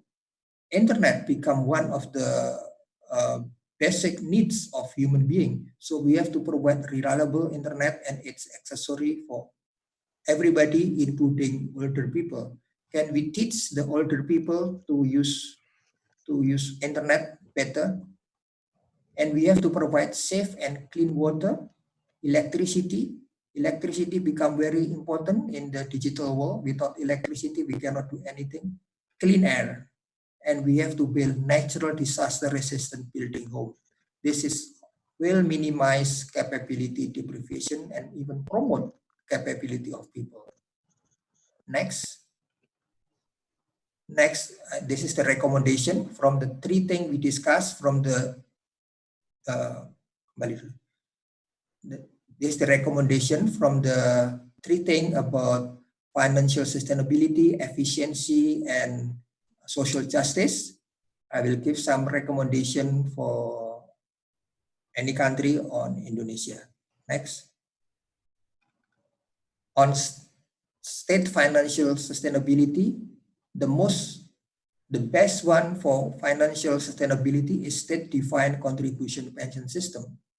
With the state-defined contribution pension system, we could maximize the rate of return above inflation rate and above what the private sector can do it, above what individual can do to invest their money. Yeah, the rate of return must be competitive with the market. Otherwise, individual may say, I can do better than you, the government. Yeah, so they have to, the rate return must be better than the market, better than what individual can do. And then there is no cut on employers' contribution as people age. In some countries, employers' contribution is becoming lower when people getting older. So it is a punishment for people who get older. So there should be no cut. No maximum on total contribution to the saving. In some countries, there is a maximum for the total contribution. We shouldn't put the maximum. Whatever people can contribute, it will be better for them. Return all the net outcome of the accumulated investment to the retiree. So this is for the retiree. Return all the net outcome of the accumulated investment to the retiree, and must be transparent how to use the money. Next. Another issue of state financial sustainability is promote philanthropic contribution. There are a lot of people who like to donate to the society. So the philanthropic contribution should be tax deductible and provide non-monetary reward to those who have not for profit job, especially to help older people. If we could encourage this is happening, this will help state financial sustainability, because not everything is from the government, but from the society too. Next. Efficiency. We have to create competitive labor market. Optimal retirement age should be at 70 and should be optional. People may want to retire, people may still continue to work. Reward and punishment are according to productivity, not by age and gender. A low and compulsory retirement age is a sign of inefficiency and against human rights. So I think we could design at 70, people can have optional retirement. They want to retire, they want to get the payout, they can. But if they like to postpone getting the payout, they can too. And so if a young man is very productive, he should get promoted. If an older woman is very productive, they should be promoted too. But if a young man or old women are not productive, yeah, they should be punished. So created competitive labor market like this will reduce monopolistic and oligopolistic labor market and provide more labor market information. This will make a better labor market. Next. We have to use digital technology to widen productive employment, including older people friendly employment. We have to tell the business sector that, okay, now there are more older people, how can we utilize them? Can we create older people friendly employment? With the pandemic, we know that many people can work from home. So this will enable older people to join more on the labor market. The disabled can also join more because they don't have to go far to the office. We could also promote how to create passive income. For example, from business, the older people do not have to routinely deal with it. When older people do the business and the business is going well and the older people doesn't have to work at the business every day, it can be continued by the children and so on.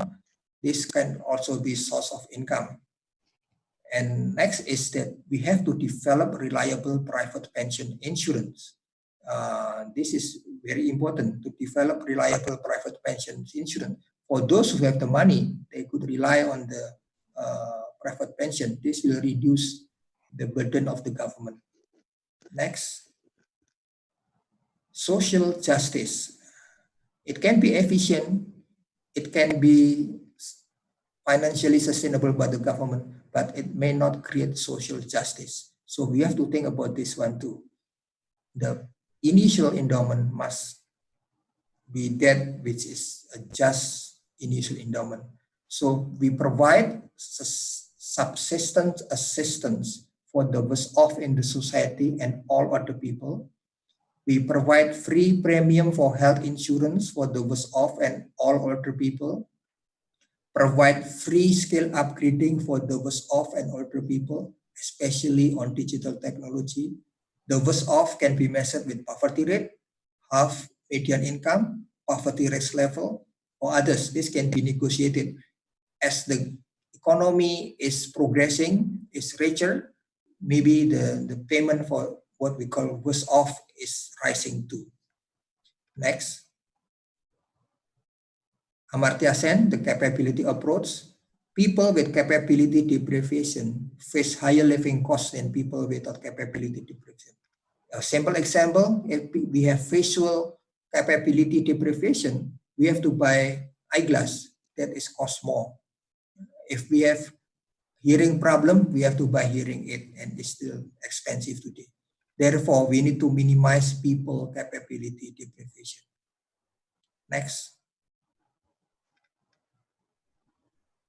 Promote people capability since they are still embryos until they die. So this life course approach suggested by Amartya Sen. So we are not only talking about the people who are currently age 60 or 65 and over, but from people when they are still embryos, how to make it they have healthy life.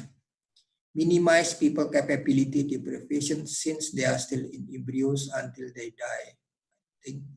Example of possible program: healthy and smart lifestyle, older people friendly public private transportation, and affordable and reliable public infrastructure. Next.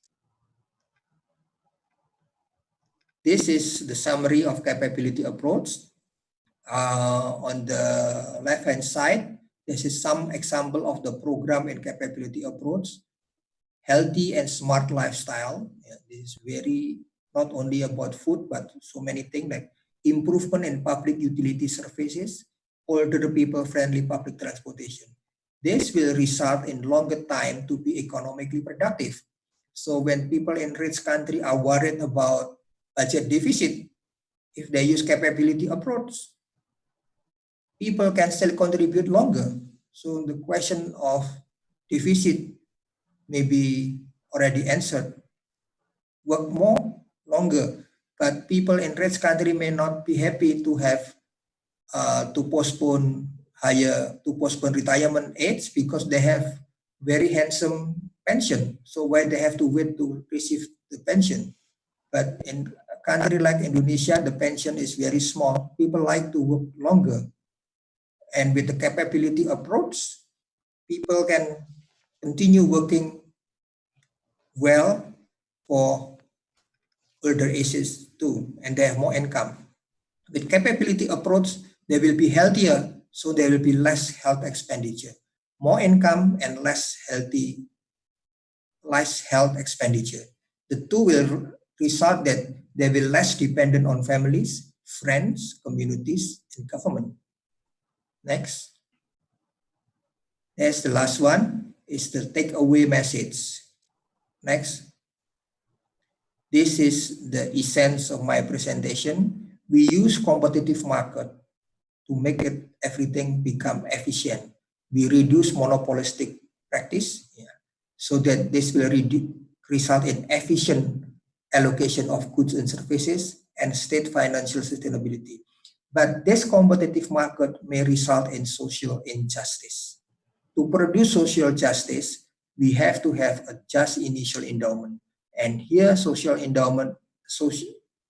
initial endowment and social justice is approached by the John Rawls theory in 1971 and Sen's capability approach. By this one, competitive market and just initial endowment, we will have an efficient and socially, we have an allocation, we have a pension system which is efficient, state financial sustainability, and social justice. This is the takeaway message from me. And next,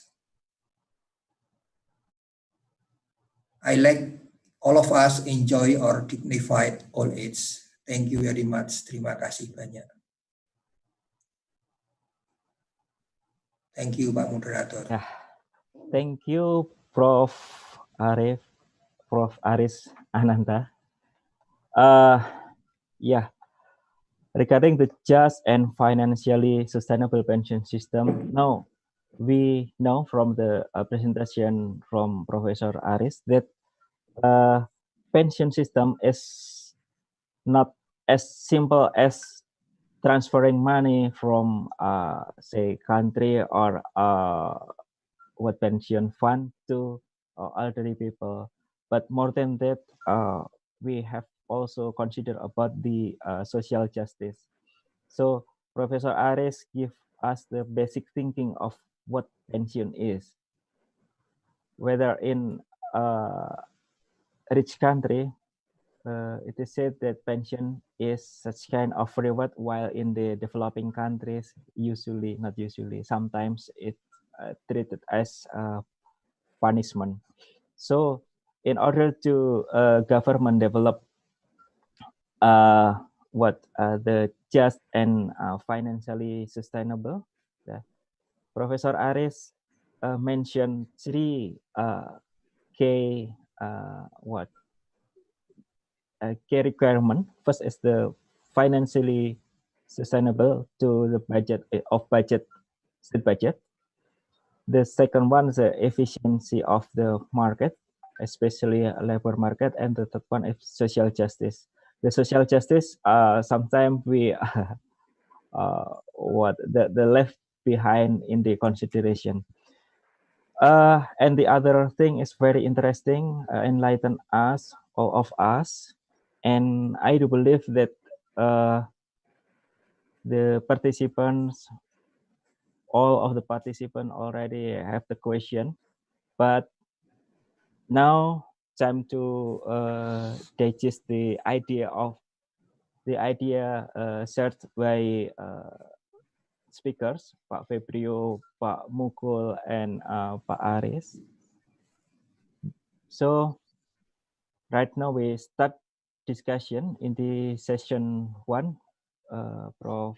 Aris, Prof. Mukul, and Pak Febrio. But I'm sorry because Pak Febrio is accompanying the Menteri. Then the question to Pak Febrio will be answered or will be responded by Pak Kunta, the advisor to Minister for Government Spending.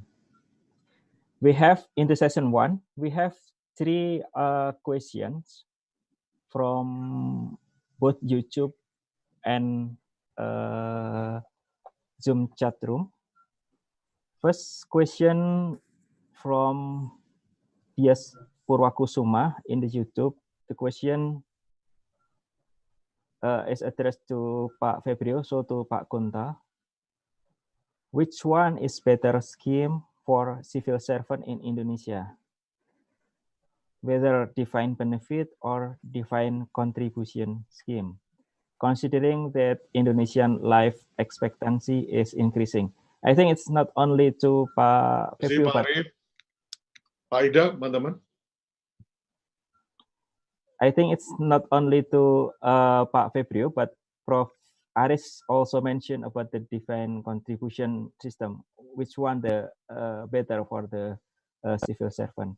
The second question from Purwakusuma is, in the relation to defined contribution system, if the participant retire during the recession like today, meaning that they return a bit lower than inflation rate, it will create a shortfall or cut on their benefits. Is it possible to postpone the withdrawal until the economic condition goes back to normal, or what? And it's a question from Pak Dias Purwakusuma. The second question to all speakers from Pak Indra Kurba. The pension system should be designed comprehensively and closely linked to resources and remuneration system, meaning that salary system. Do you think the pension system reform in Indonesia has considered all of those related factors, such as the human resources and remuneration, as a whole system of pension fund? And the third question from Farid, from Pak Farid. The question is addressed to all speakers. Our existing regulation for pension fund is already obsolete. That is law number 11 of actually 1969. Without the new regulation, we couldn't step up further. What is the exact plan of the government to tackle such issue? I think that the third question also to Pak Febrio and Pak Kunto. These are the questions in the session 1. Maybe Pak Kunto first can respond the question.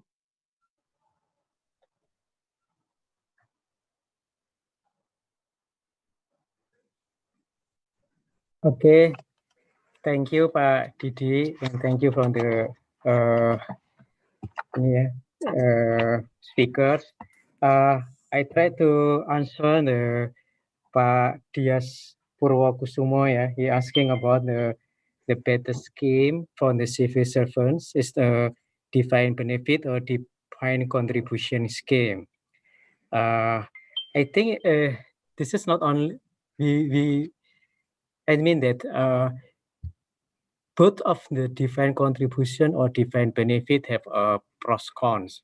So we need to see the condition itself. I mean that the goal is make the pension on the elder people become healthy. This is the goal. So in our experience with the defined benefits, it means that the issue is about the sustainability of the program.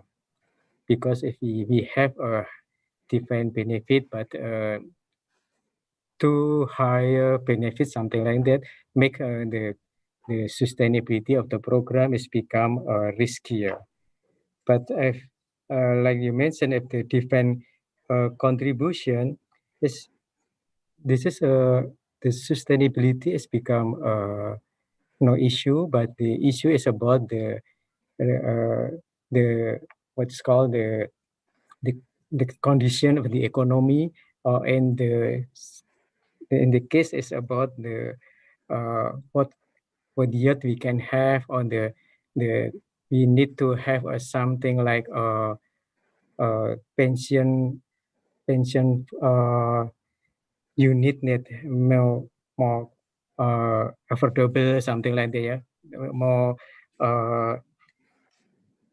we agree, we believe with this pension unit, something like that. So this is more about the how we are in the situation when we are choose the defined benefit or defined contribution. Is about the how we can get when we are in the old ages.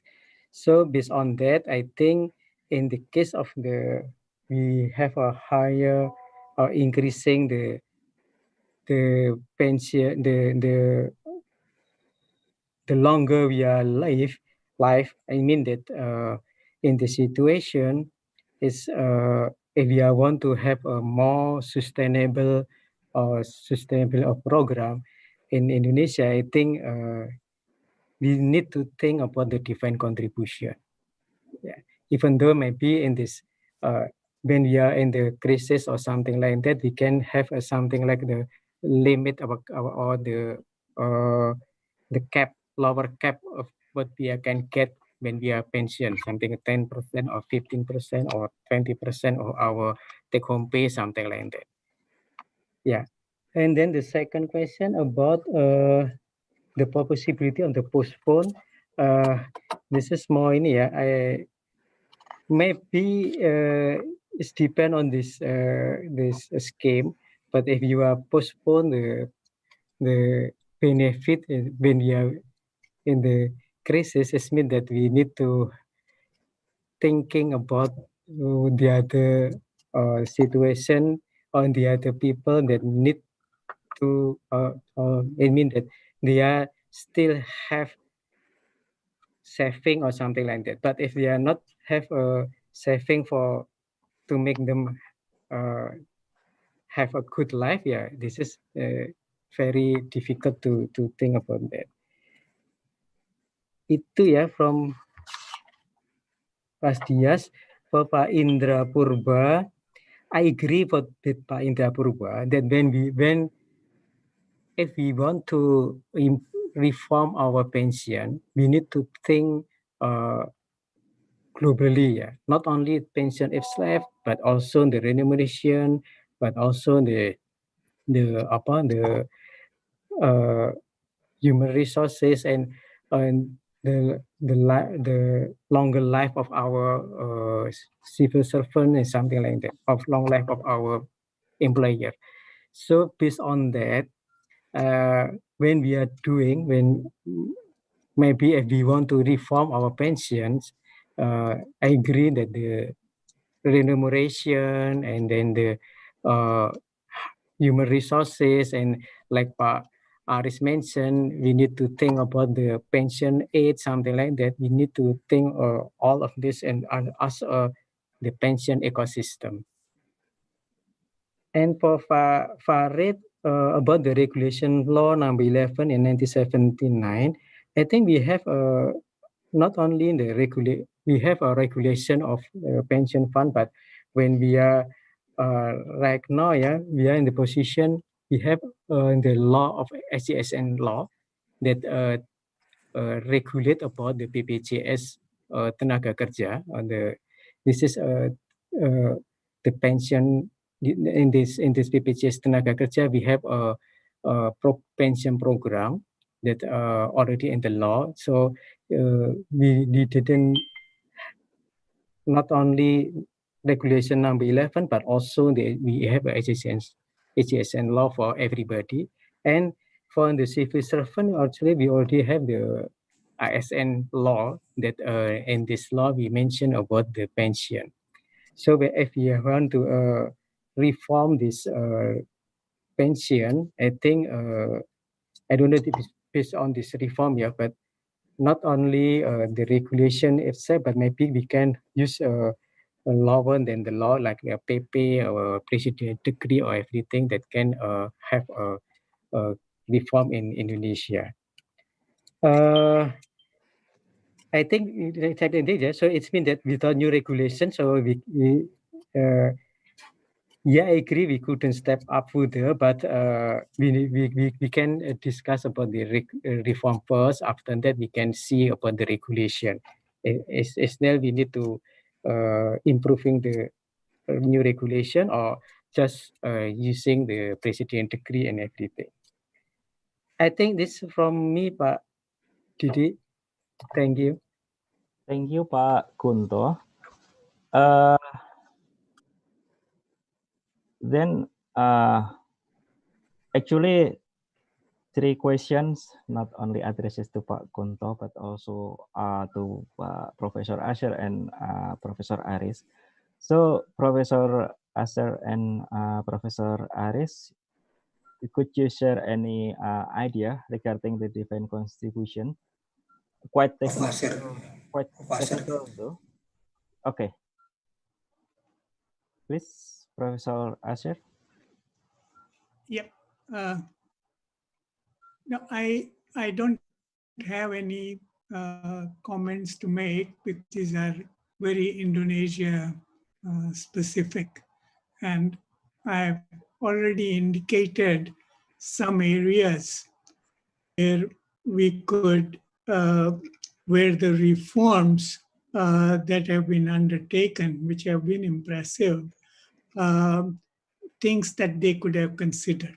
For example, the withdrawal age doesn't have to be set with longer life expectancy. So one can withdraw, for example, between age 60 and age and earn the compound rate of interest that would provide the members need from Jamsostek. Or the civil service also could have, PT Taspan could also have that kind of flexibility for the civil service. If they postpone their pension for some years with some limit, then they will get a higher pension, and that kind of database and calculations have to be have to be there. Now, in any DC system, macroeconomic risks arise not only when you are accumulating funds, but importantly, as importantly, when you are in the decumulation phase, when you take out. Now, a lump sum withdrawal is not usually a idea that has worked well in many countries. So some sort of a systemic withdrawal plan or some sort of a risk-sharing, rolling annuity with some risk participation by government are some of the product options that could be considered. The last point is that organizational change and how to make existing organizations more effective is something that, in my view, Indonesia could consider giving greater attention to. Thank you. Thank you, Professor Mukul. Professor Aris, actually, the first session's questions contains a question about the defined contribution system, but in the next question, I mean the session 2 questions, there are also some questions regarding defined contribution. So may I just read the question first, and then we can answer the whole question. From Nani Patria, the defined contribution program are growing globally. How will we prepare for this in the future if there is no insurance company provide the annuity product for pensioners? And the next question to Professor Mukul and Professor Aris from Rondi Pramuda. Given limited revenue and different lifestyle or living costs, how to set the optimum contribution so employees would not sacrifice their present need? And the last question from Pak Agung Widyadi, this specific to Professor Aris Ananta, that refer to Professor Aris' presentation on social justice, how we, I mean in Indonesia, can define the minimum level of justice for all citizens or retiree. Can we use the approach of regional minimum wage or UMR as a proxy minimum income for retiree? It is specific to Professor Aris Ananta, but to Professor Asar, there is also questions how to set the optimum contribution. I'm inviting Professor Aris to respond the previous question and also the next question. Thank you, Pak Didi, and thank you for all the questions. First of all, I would like to mention that the decision on the pension reform does not depend on the financial aspect, does not depend only on the economic aspect, does not depend only on the social aspect, but also on political aspect. So it will involve a lot of negotiation between many group of people, many political interests, and so on, including like how to define the worst off in the society. Yeah, I could say that poverty rate, it could be half of the median income of the people. It could use poverty rates. Poverty rates means that people are not poor, but about their rates to be poor. That can be used. It can be used regional minimum income and so on. It's part of the negotiation of the people and the government and everybody what is considered as the worst off in the society. About defined contribution and defined benefit, it has a lot of political aspect. In rich country, they are so happy with the current system. They don't have to contribute a lot, but they have a very good pension system. It's a reward. They don't have to work for money, but they are financially adequate. But suddenly now they realize that the number and percentage of older people is rising very quickly, and the number of the working population is decreasing. So they are afraid to have a deficit.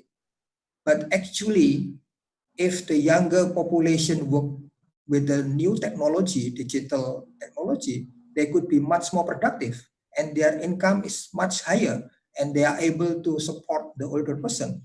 But the younger population may not be happy. They say, I work hard and the money is for you. This is not fair. Another consideration is that let the older person work, raise the retirement age so that the working age population is increasing. But the younger population say, no, don't raise the retirement age. Usually I could get my good pension at age 61. Why I have to wait until age 64 or 65? So this is more political question, not from economic and financial issues. From economic and financial issues, increase productivity using digital technology or many others, so that small number of working population is not a problem. Use robotic technology, or let the older people work more, raise the retirement age. But politically, the government in rich country are facing this one in terms of politics. To raise retirement age in rich country is difficult politically.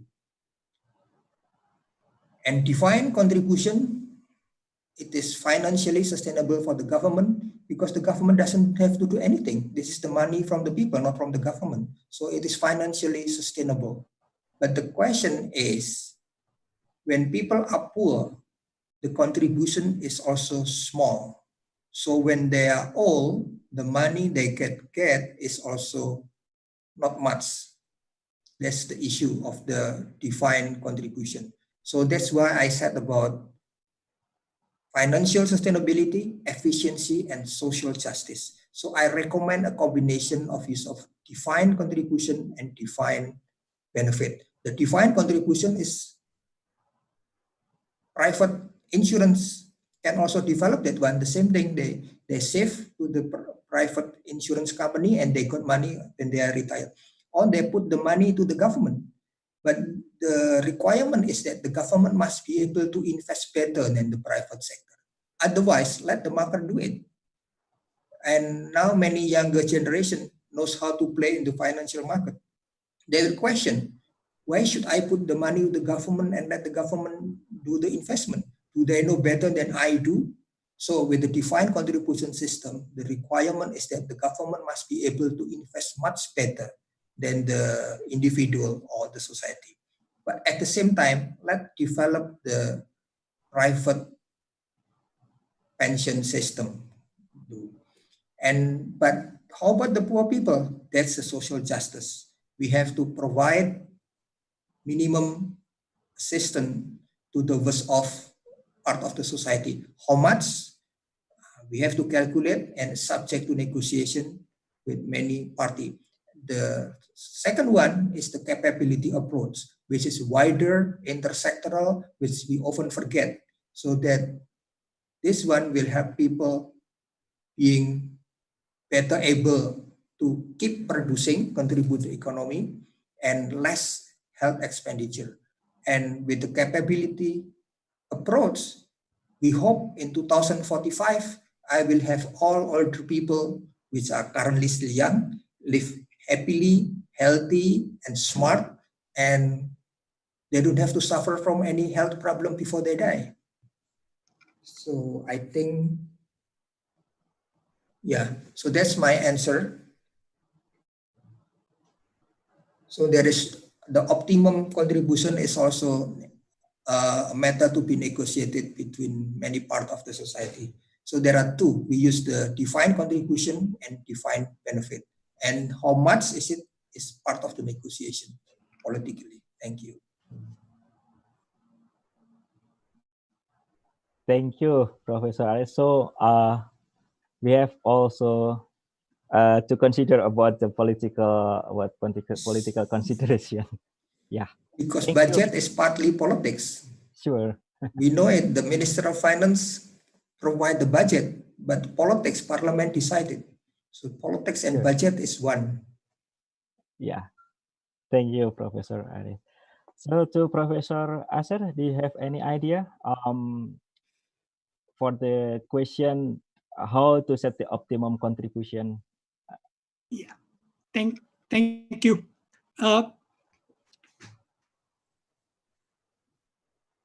The word optimum is somewhat debatable because we are talking about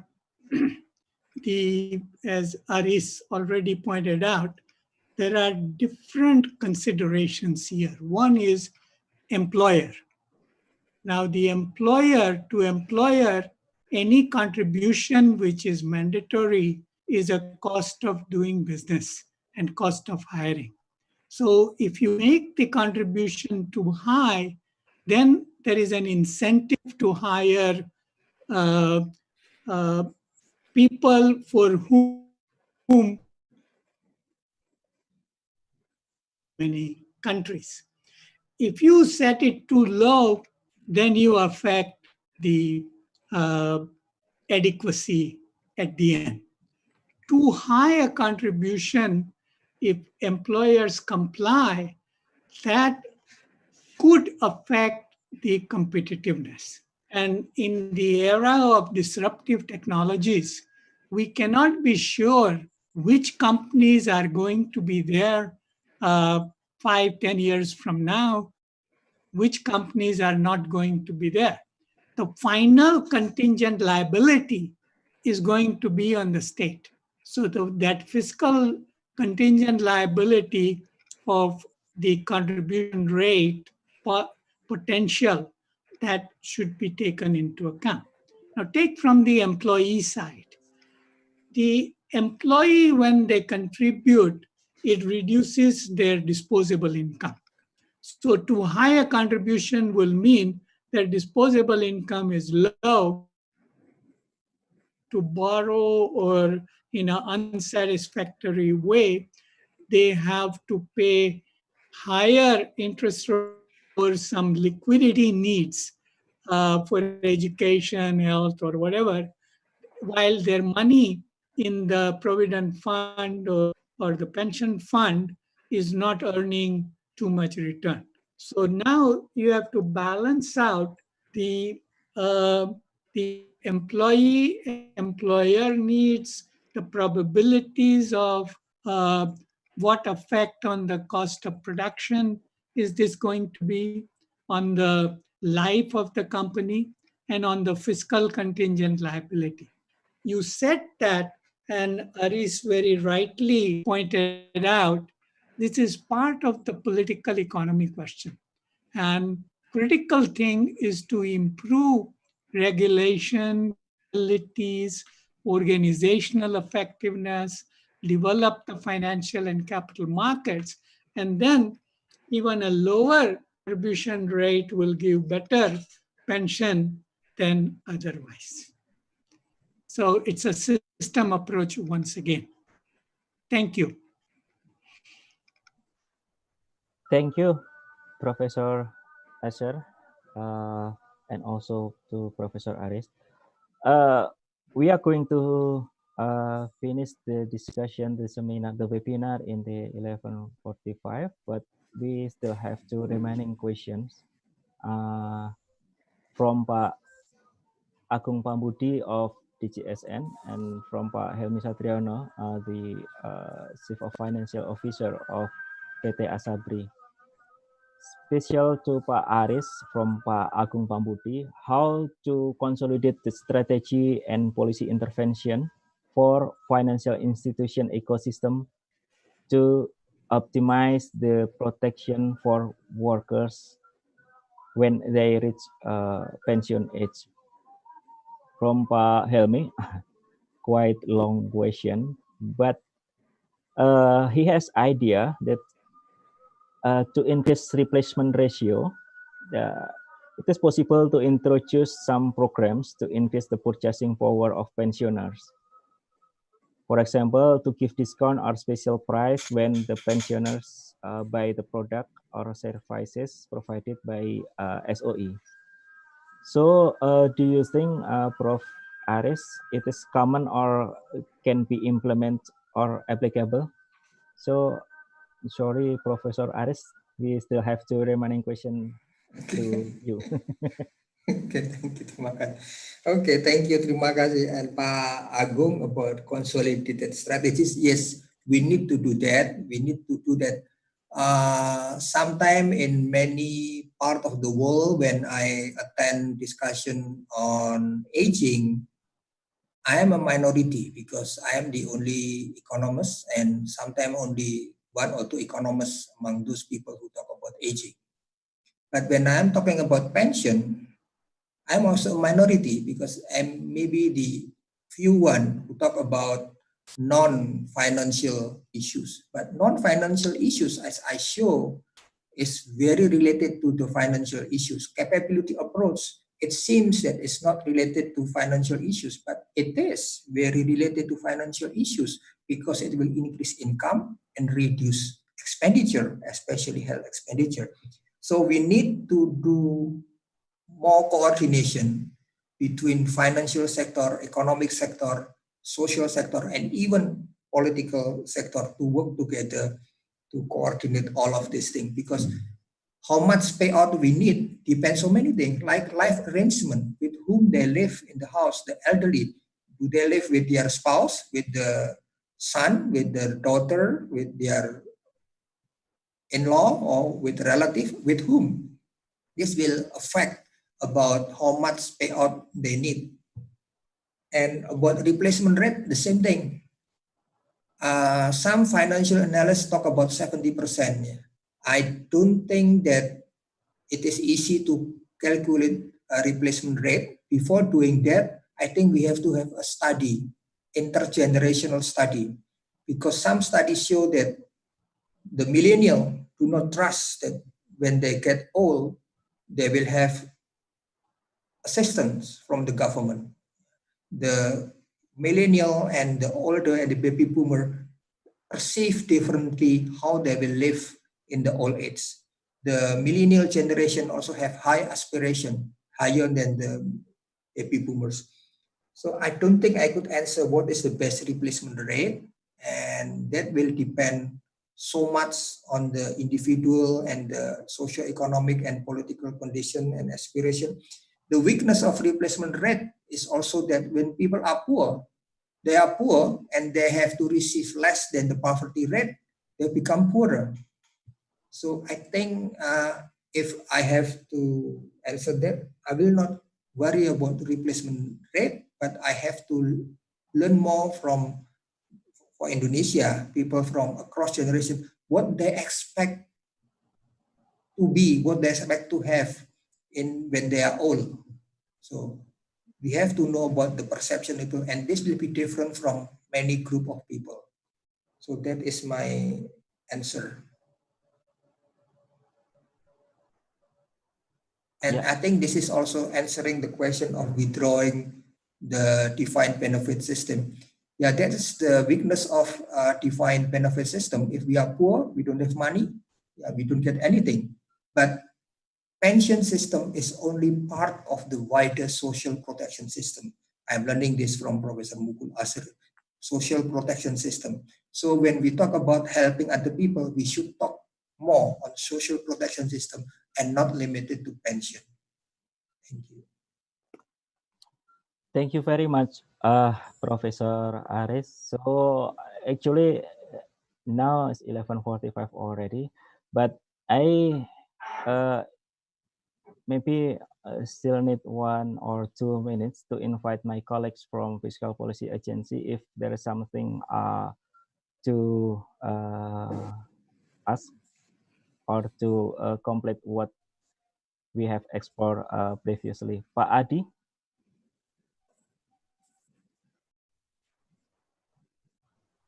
Many thanks.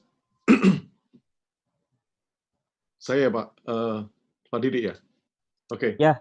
Many thanks. In order to add the Pak Kunta's explanation and also to answer the question, Pak Farid and Bu Nia, I think this is good to know that this is the best time for us to review the existing regulatory framework about the pension. We do understand, as Pak Febrio mentioned, the most significant, important challenges is actually on the informal sector employee, which is currently comprising almost 65 million or more probably, yeah.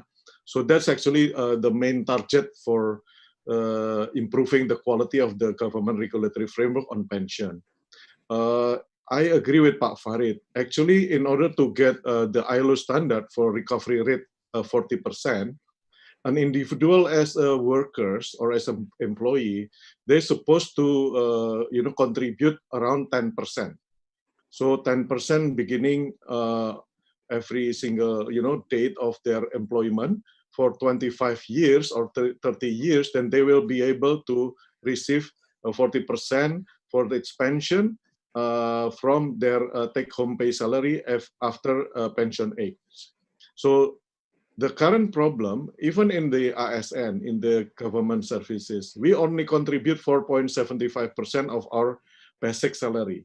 So for some of the people, actually only 1% or less than 1% of its take-home pay salary every single month. So this is also the, signifies the importance on how Indonesian pension system or sector is actually need to be increased, and the opportunity is still huge.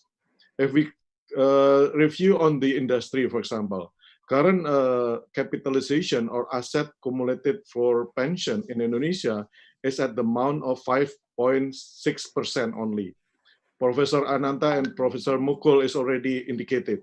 So this is actually the performance of the financial sector system in Indonesia, or especially in the insurance and pension, is less than 10% of its GDP. If we compare to Malaysia, for example, Malaysia currently accumulated around 60%. Chile is 70%. Australia and Canada is more than 100% actually. So if we also refer to the methodology, do we need defined contribution or defined benefit? So no matters. Every single system is really good, but the problem is on how much the potential for the society of the people in Indonesia can contribute to the system. So that's actually the effort that the government currently identify all of the regulatory framework and the necessary step to support the improvement, the performance of the pension system. Last but not least, we would like to open for the more contributive, input from the people, and because the literacy in terms of the pension is quite weak. That's why we need to push. This is kind of the transformation in the habit of the people, if the family. If it happened, for example, my family, your family, currently only contributing less than 10%, that means we need to reach up to the international standard, which is 10%. If it happened for myself, if you already have been working for 20 years and you just only realize only contributing 1%, so this is the best time for us to increase the contribution, increase the habit to save part of your take-home base salary. And we need also to improve the system as well, because that's also the government responsibility. We need to induce the improvement, the quantum leap improvement on the system pension, the ecosystem of the system.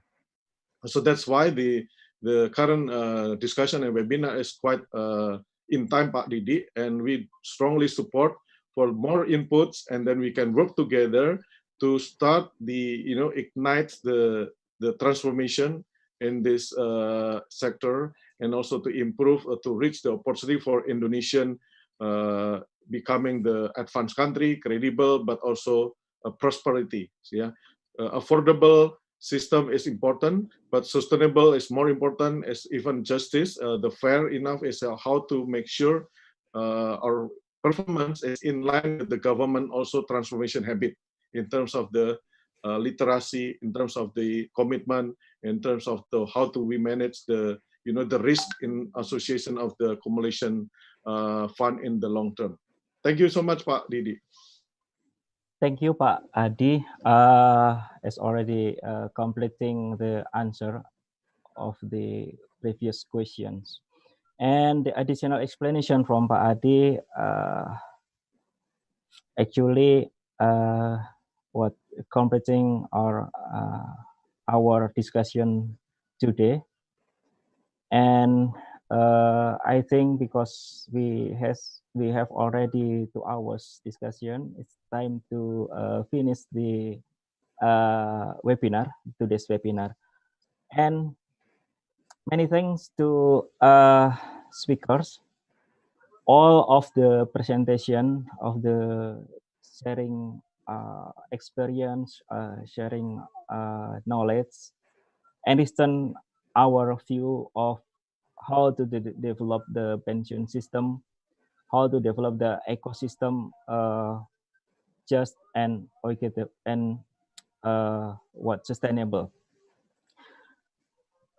I won't summarize the whole substance of discussion, but one sentence, if it is allowed, I will say that the pension system is the part of social protection. So we should develop it, the pension system, that just and equitable pension system based on our discussion today.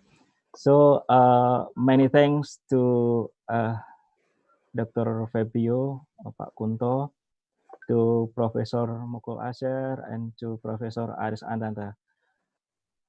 Can we give big applause to them? And I think we can finish our discussion today, and I will return the forum to TV. Thank you. Thank you very much, Pak Didi Kusnaini. Thank you for facilitating the, I would say, insightful panel discussion today. And let me conclude by thanking once again all panelists and moderator, Bapak Febrio Kacaribu, Professor Mukul J. Asher, who is joining us from Singapore, Professor Aris Ananta from Brunei Darussalam, and we are honored to have Bapak Kunta Nugraha, Assistant Minister of Finance for Public Expenditure, and Bapak Adi Budiarso in today's discussion. And of course, our moderator, Bapak Didi Kusnaini. Thank you very much. Ladies and gentlemen, we almost reached the end of our webinar.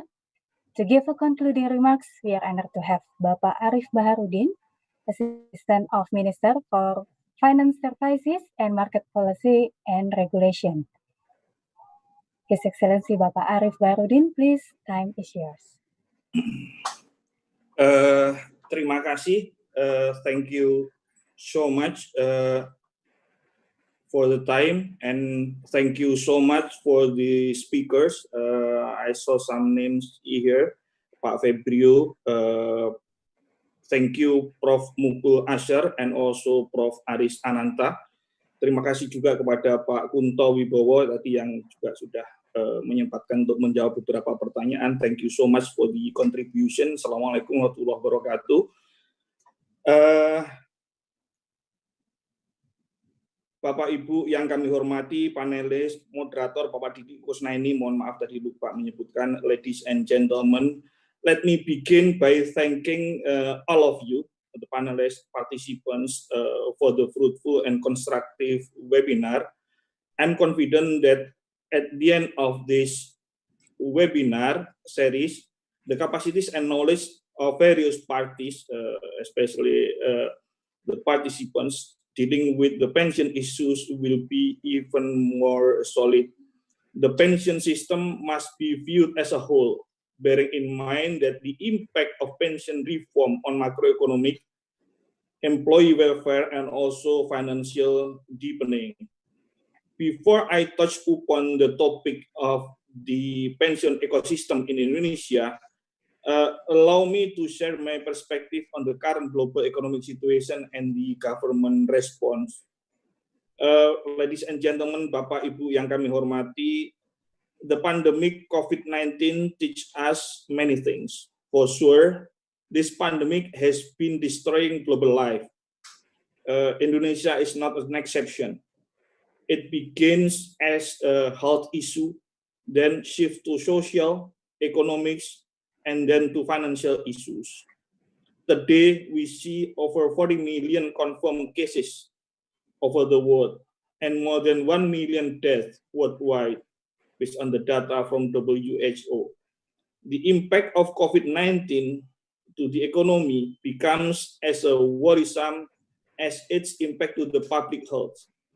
According to the World Bank, the global gross domestic product (GDP) is projected to contract by 5.2% in 2020, the deepest global recessions ever since the end of the World War II. There is no sign currently that the health and economic crisis will be over soon.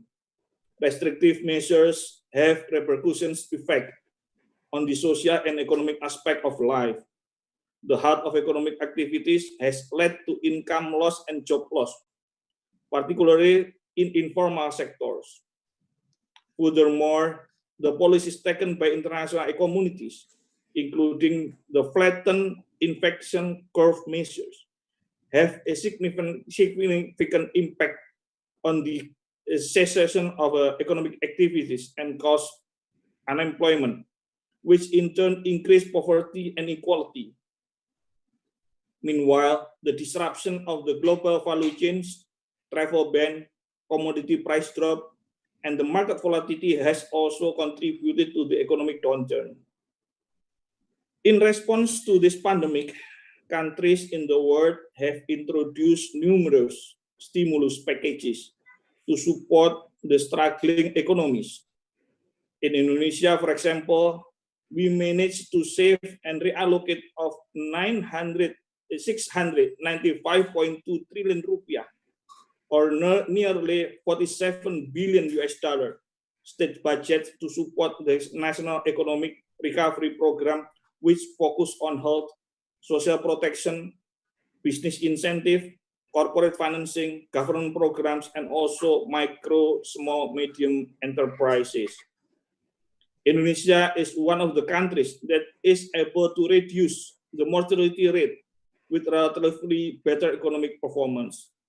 Indonesia shows an increasing percentage of COVID-19 cures. Data as of 20 October 2020 recorded that the cure rate for COVID-19 sufferers in Indonesia reached 79.19%. It is slightly above the world achievement rate of 69.48%. Then, until Q2 2020, Indonesia's economic growth contracted by around 5.3%, while several Southeast Asia countries contracted by around 2 digits. Besides the negative impact, COVID-19 also brings high and fast learning curve to the world. There were impossible become possible now. Therefore, I invite the world to take this moment as a window opportunity to design an adaptive and better public policy. One of them is we need to design a pension system that is not only adequate and affordable, but we have to create a sustained and robust pension system as well. A system that is strong enough in any circumstances, both social and economic shocks. Hence, the system should be approached in the long-term perspective. Ladies and gentlemen, Bapak Ibu yang kami hormati, there is a contrast quality of life between seniors in developed countries and in developing countries. Older persons in developed countries are living in a better standard of life with sophisticated facilities. Pension is seen as a reward for retirees for their contribution for economy in their young ages. Being retiree in the same time is the same time that everybody wishes. However, developed countries facing a serious financial issue related to their pension system. They face budget deficit due to increasing in number and proportion of aging, decreasing number of young generation, and pay-as-you-go implementation where pension benefits are paid by active workers. In contrast, in the developing countries, older persons live in a low quality of life. There are 80% older persons live without pension benefit. Hence, retirement is a dark period as individuals lost their chance to have a job and to generate income. The contrast condition creates an issue how to keep high quality of life for retirees in the developed countries without harms state budget. Pension costs have more than doubled in a decade, yet revenues have only increased slightly. With limited budget, how can developing countries increase quality life for better retirees? Bapak, Ibu, ladies and gentlemen, based on the issues above, Government of Indonesia aims to construct an optimum ecosystem of pension, a system which overcomes the issue of the trade-off between improving older persons' welfare and financially sustainable pension system. Regarding that purposes, we need to understand what the future becomes. The world is experiencing aging population problems, which arise as impact of the world's success in handling baby boom problem in 1960s. It results decreasing in fertility and mortality rate as well as increasing life expectancy rate today and in the future. The world's population increased from 7.3 billion in 2015 to 8.5 billion in 2030, 9.7 billion in 2050, and 11.2 billion in 2100. Globally, United Nations Department of Economic and Social Affairs (UNDESA) predicted growth of population of 60 plus more than double in the year of 2050, and 3 times in the year of 2100 to become 3.2 billion. UNDESA also found that the most of older persons live in the developing countries and they grow faster than developed countries experience. Population of individuals with age 60 plus years in developed countries increased by 29% within period of 2012 to 2015, which was 231 million to 299 million, while the number of the same cohort in the developing countries grew about 60% from 376 million to 602 million in the same period. UNDESA projected in 2050, 1.2 billion individuals aged 60 plus will live in developing regions. The number is equal about 80% of the total older person in the world. Indonesia does not face old population yet, such as developed countries, but the trend has shown the same direction. Indonesia potentially has aging population 35.4% from total population in year of 2100. It close to the world's proportion with 36.7%. Life expectancy rate also increased in Indonesia. People will live longer until 81.2 years old, while world rate is 83.2 years old in year 2100. The other issue, there is different characteristic between today older person and tomorrow older persons. Today older person are dominated by 1950 generation. In the past, they live in a low of living standard. Therefore, now they are less demanding because the public services provided are much better than they were young. While future older person will be dominated by 1970 generations, which experience a better living standard, more educated, and technology friendly. Hence, they demand a sophisticated public service. Furthermore, significant proportion and changing the characteristics of the person is a trade-off issue. between improving other person welfare and fiscal sustainability. One hand, naturally, other persons experience decreasing of economic productivity and increasing cost of healthcare. In another hand, states have to take care intergeneration and continuing various development programs. Bapak Ibu yang kami hormati, ladies and gentlemen, in conclusion, I would like to suggest several key points that might be worth to consider on how to optimize the ecosystem of pension in Indonesia. First, we need an integrated person system and social protection system that can improve living conditions for the most vulnerable people and provide vital risk management tools for the whole population. Second, social protection system should be focused on developing healthy, educated, and skilled individuals. Then we will have independent and productive individuals, which mean intergeneration individuals. Three, back to our legacy as a nation. Social protection system refers to spirit of gotong royong, which the optimum role of state, family, society, and market in order to achieve welfare state. Afterward, we may run defined contribution pension system, which managed by a prudent and professional institution.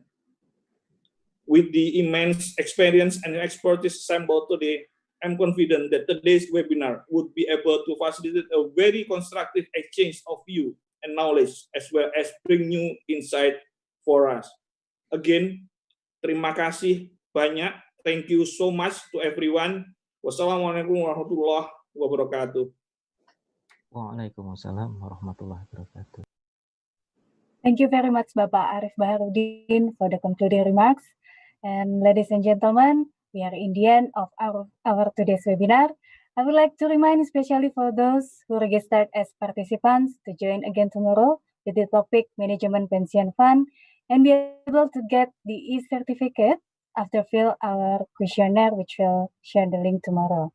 On behalf of the team, I'd like to thank you for joining this webinar via Zoom and Kemenki YouTube channel. Good afternoon, have a pleasant day, and stay healthy. Thank you.